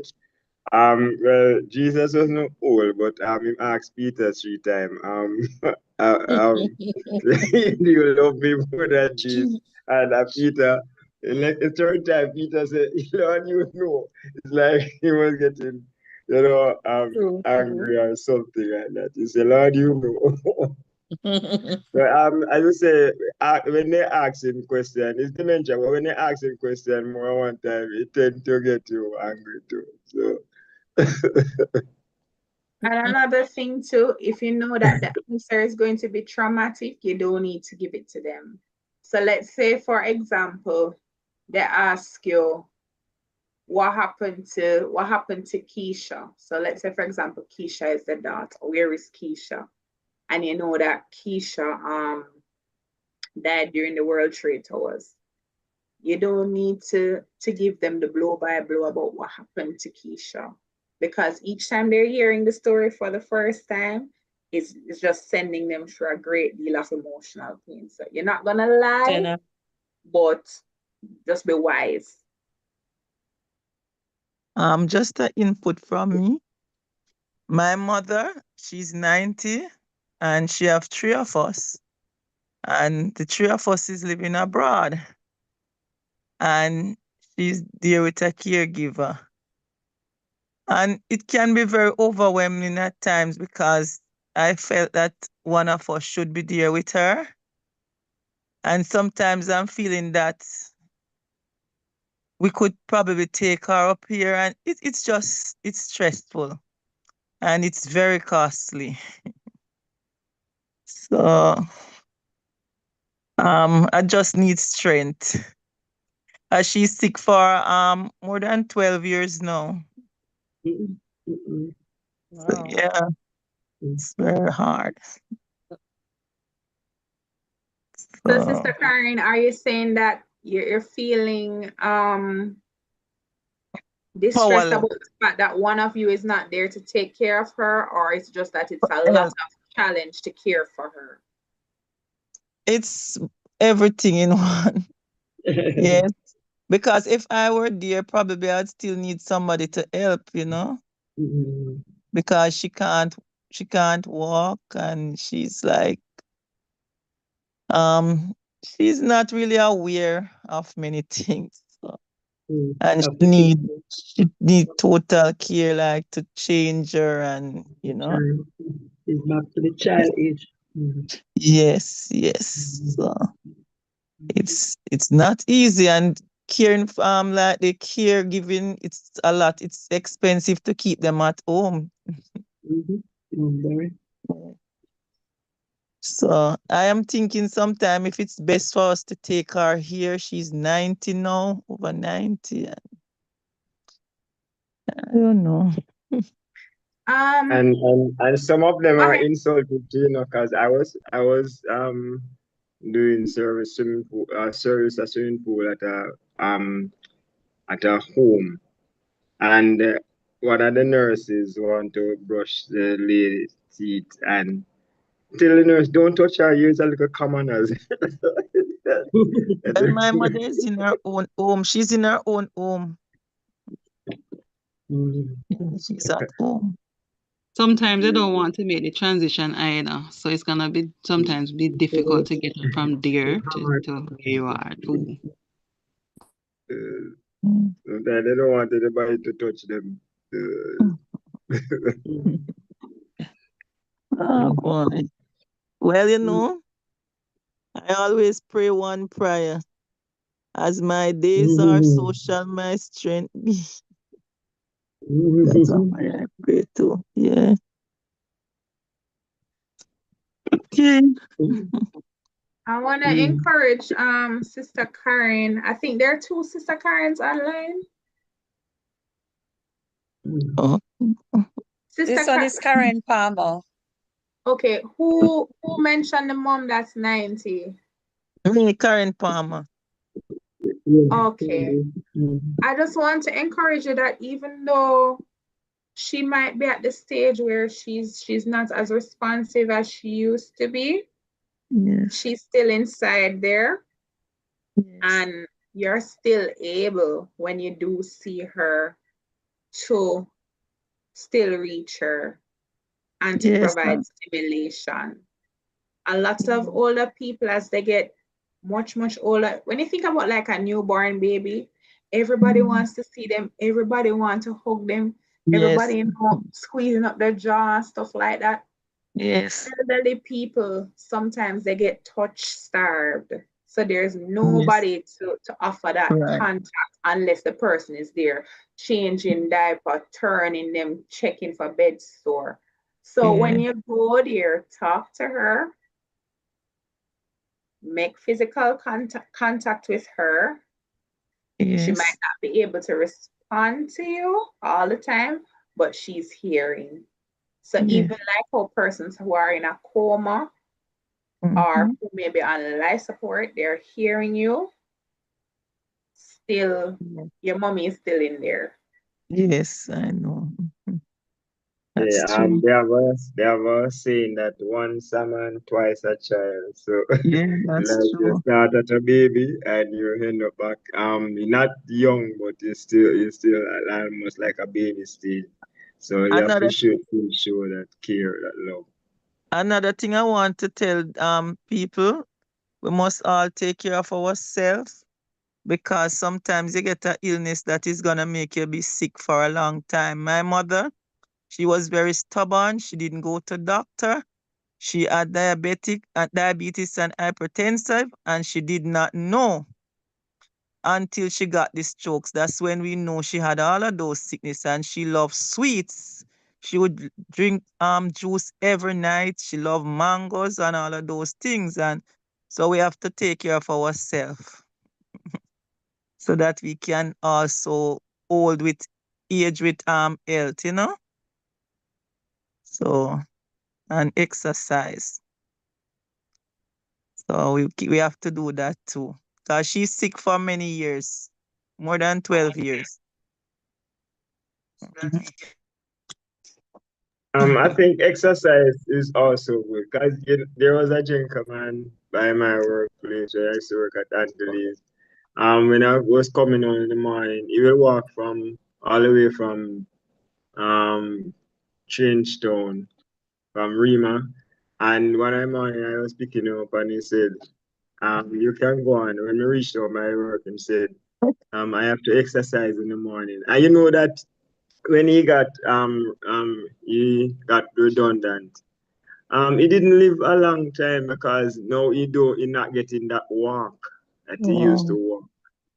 Mm. So he didn't live long after that. Yeah, so we have to exercise. Okay. Mhm. All right, that's my input. Bless God. I was listening to this presentation last week. I know where time is going. And there was this gentleman who was speaking on the radio with Dan Jackson the other day. And he was saying that, he is maybe about the last child for his mother. And he has there's 4 children, and he's the last person. And the And only male, Vivian. The only only male, male. Mm-hmm. and the only male, right? And so, in taking care of his mother, the weight of taking care of her is on him, is left on him to take care of her. And sometimes him feel overwhelmed, not getting the help from the others. His mother is Mhm. living with him, and him never really set in mind to say that he will be the one to do it. He was looking Mhm. for maybe a female to take care of his mother, not him, the male. And so Mhm. sometimes you find that in the family, one person is bearing the burden, and it can Yes. be very overwhelming for that person. And sometimes you don't expect that you would be the person to you know Mhm. you expect somebody else maybe to do it, and the financial aspect side of it too. Yes. So sometimes for the caregiver, it is really overbearing for one person in the family to be taking care of the person, especially if the person live with you. But on the other end too, the senior person, the senior person can also be overwhelmed with that one person, taking care of them. Sometimes there's no smile. Sometimes the Mhm. treatment is not good because that Yes. person sometimes mentally going through that pressure of it, and it mentally affect the person. And so now they start to take it out on the person that they really should love. Yes, that's true. But we have to ask God to help us. That's true. But Sister Peddler, for an elderly person who um it's hard for them to deal with situation where you you find yourself reaching the age and then you start to get sick and can't help yourself the way that you usually can help yourself to bathe yourself on your own, to Yes. prepare your meal how you want it.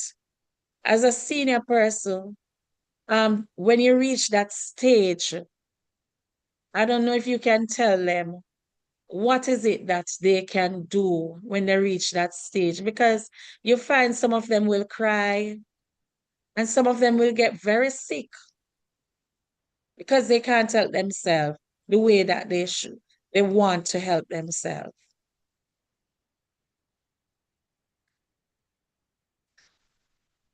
I'll answer it this way. I think that it begins even before you reach to old age. I was watching an animation of a woman's lifespan and how she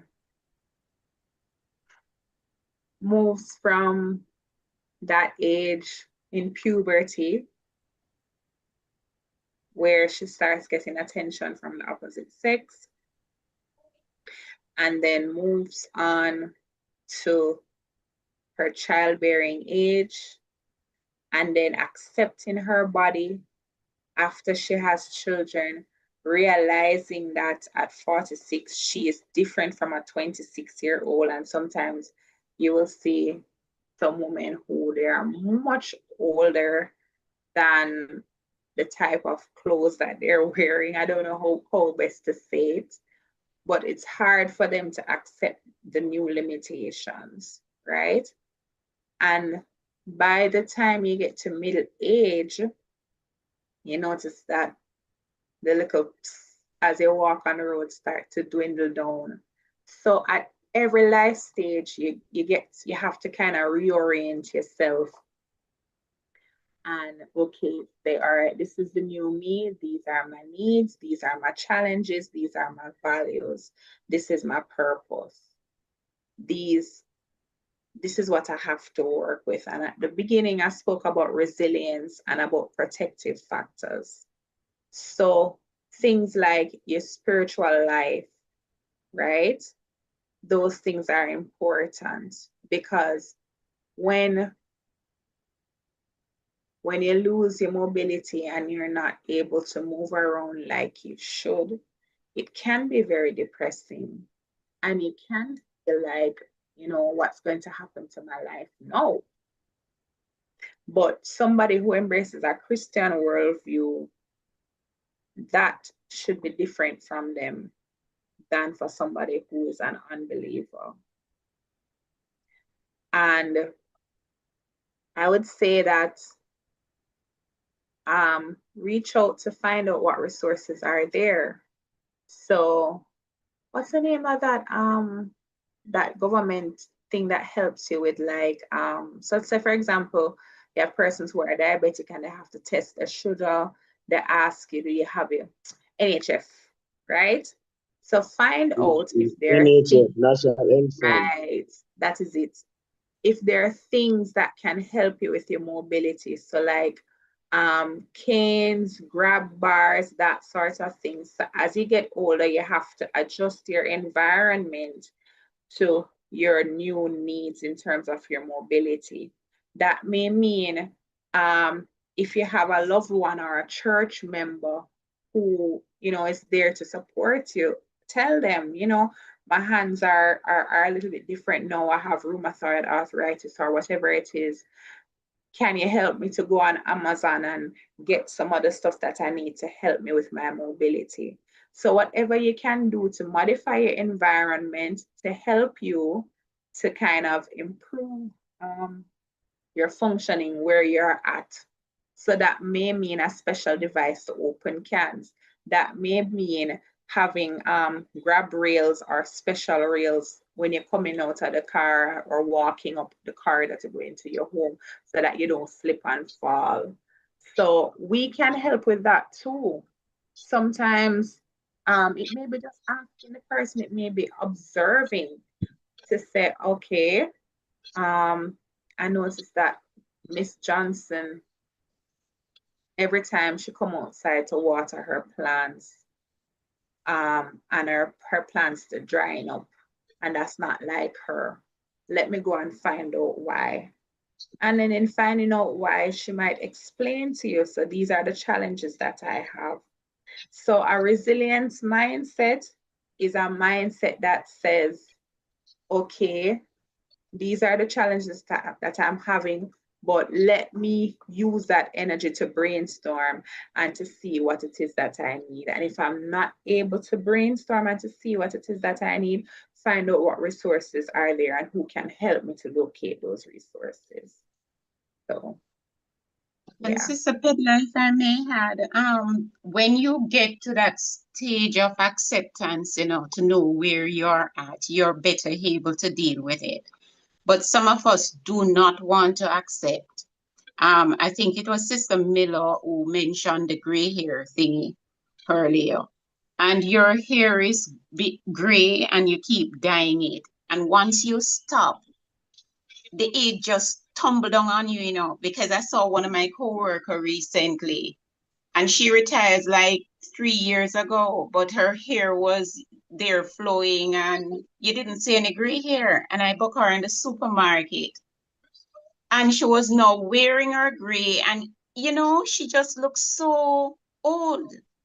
So you have to backstage accept where you're at and work with where you're at and just adjust yourself, as you say, and adjust the things around you, because many of us start building, some of us build our bedrooms upstairs, all the bedrooms are upstairs. And remember, one day we're not going to be able to climb the stairs. So we have to have one little room downstairs for that time when we're not going to be able to climb the stairs. Because in our young days, we see we see all of this, the bedrooms, all the bedrooms, and we have this big all downstairs and everything. And we're not going to go up there. We're not go up there. So we have to get something downstairs. And we upstage, as you say, stage, we accept where we're at and work with where we're at, And Boys, also it's connect. and to connect, it's important. Get in groups. You have these little groups. I remember my mom was the head of the ladies fellowship at her church. And she usually go there. She wasn't a professional counselor, but she visit the church during the daytime and see what she can offer, and things. So you need to plan ahead, know where you're going, and stop thinking that you're 16 when you're something else. You have to work with stages and get with the program. Boy, I mean, I know make a manage, but You will as manage. sister, but it's getting there. But it's all good, as I say, when you accept where you are and try as you may. As we get up in age, we pass, leave some things can be left with the younger generation. Even though everything is basically new and everything is online and blah blah, but there's some values that we can leave behind and encourage them. They might not want to hear some of them, because I remember once my daughter, she just stopped cleaning her shoes, stopped polishing the shoes rather. She went on YouTube and somebody just to get some followers say it polish is not good. I have to literally stand over her to get her to polish her shoes, you know? So some of the things that they draw from, you just have to provide the guidance and take it one day at a time, as you say, All right. And see yourself like God sees you. So that even when society, Exactly. even when society tell you say you're old and you're this and you're that, how you Right. feel about yourself and how and what God says about you is going to radiate outwards. And the truth of the matter is, it has a lot to do with us in society in terms of, especially as women, how our value is connected to our sexual attractiveness. And it's not like that in other countries. So in some Western countries where people are focused on looking the youngest that they can, and sometimes end up looking rather ridiculous in an effort to try to keep up with the young. In other countries, the emphasis is on making the best of who you are right now and embracing it. So, and I would encourage you, don't just stick to young friends. Don't just stick to friends your age group. Because if you're a long liver, by the time you get to 94, some of your friends might not be here. And it's those same younger persons that they're going to be your friends. They're going to be the one at your 95th birthday party. So socialize not just with the elderly, but with everyone. That's right. Sister Brown, you had a question? Elizabeth? Sister Palmer had mentioned what I wanted to mention about being yourself and accepting who you are, and just grow gracefully in God. Amen. Yeah, we just Yes. have to accept the fact that we are not going to be young at all times. And as soon as we realize that we are not going to be young, we cannot do the same thing we used to do. We cannot run as fast. We can't have everything upstairs because we can't run go upstairs as we used to. Then, things will work out. But if we think we should be able to do the things the same way we're going to do it, we're going to get frustrated. Dementia and everything is going to come in, So we just have to accept who we are in Christ. Yeah. You'll not remember where you put your phone and your phone in your hand. Now I'm looking for my glasses and I have it on my face. And my grandson said, Grandma, you're wearing your glasses. I said, really? Yeah. That's true. Sister Williams, Leonie, want to say something? Your mic is open. Sorry, no, I didn't have anything to say. Okay, all right. So there's no more question. And we're coming down now to the end of our presentation. I'm going to ask Sister Lenora to unmute and to do the vote of thanks to Sister Yannick. That last comment get me laughing. Me too. About the glasses on the face. These Oh, things that you have to happened to me a know. lot of time. It's on my Yeah. face and I can't find it. All right. Anyway, all right. So, Sister Yannick, we appreciate your very insightful presentation tonight on the topic "My Mind and Me" as it relates to the elderly. I'm sure that we can leave here with valuable information on the natural process of being an elderly according to Scripture. So you gave us some scripture regarding being an elder. We will, going forward, be sure to apply these important guidelines as we enter that stage in life and also assist those elderly among us to navigate this season in their lives. May the Lord continue to bless and empower you as you impart the knowledge that the Lord has blessed you with. Thank you so very much, my sister. God bless you. Amen. Thank Praise you. God. Thank you, Sister Yan, for taking the time out too and not saying no to me when I asked you. I want to say a big thank you from the Special Service Department to our other ladies and brothers from the other churches in the region. I see Sister Elizabeth, I see Sister Doreen, and I see Sister Annie Sutherland and some others there on the platform, Sister Winter and others. I want to say thank you for taking the time out to come and fellowship with us at True Tabernacle and to be on this session. I know that you have learned something from both of our sessions. And I want to say a big thank you to those on YouTube too. Thank you for logging on to Zoom and to YouTube and to listen into our presentation. And we hope that our next sessions that we'll be having, it's Cancer Month. And so, breast cancer month for our ladies. We'll be trying to have a session on that for you, and we will inform you more about it also. And also for the technology sessions for our elderly, we will inform you more too on that session as we go by. Thank you again, and may the Lord continue to bless you on behalf of our pastor, Pastor Dale Rankin, and all the executive members from the Special Service Department. We want to say a big thank you for taking the time out and to come and be a part of the session tonight. And I hope that you all leave with something that will help you to do better, to live better, and to be kind to our senior citizens. And also for us to, who have not yet start writing your will and thinking about it, start doing so as of tonight. Get your paper and start write down your things, what you want. Don't just think about say, oh, me I got dead. No. And I say I got dead or whatever. Just start thinking about having your will and thinking of the betterment for your family and you. All right. The Lord bless you. Have a wonderful night. Take care. Walk good. Love you. Greet someone before you leave in Jesus' name. You may unmute and greet someone. God bless you, Greetings, Sister everyone. Liza.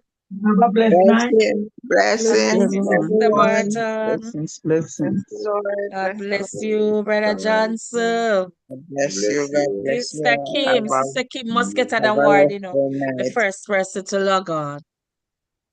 Here, Sister Kim. Bless you. Bless you. Sister Lenora, God bless you, Sister Vivian. God bless you, Sister Thompson. How you do, Sister T? Thank you Good, for good. coming on. Okay. Sister Lenora, bless you. God bless you, God, Sister Vivian. God bless you, Sister Liza. Have a blessed night. Have a blessed night, everyone. Remember, tomorrow, let us try and see if we can go and support our junior ladies and men over there in Brayton. Tomorrow is the final night. Last night was awesome. So because of this session, I'm not there tonight, but I know that the Lord is moving with them. So let us go and support them tomorrow if you can over there in Brayton by Faith Sanctuary. Our junior ladies and men need our support. All right. Bless you. Praise you. Praise Thank bless you. you.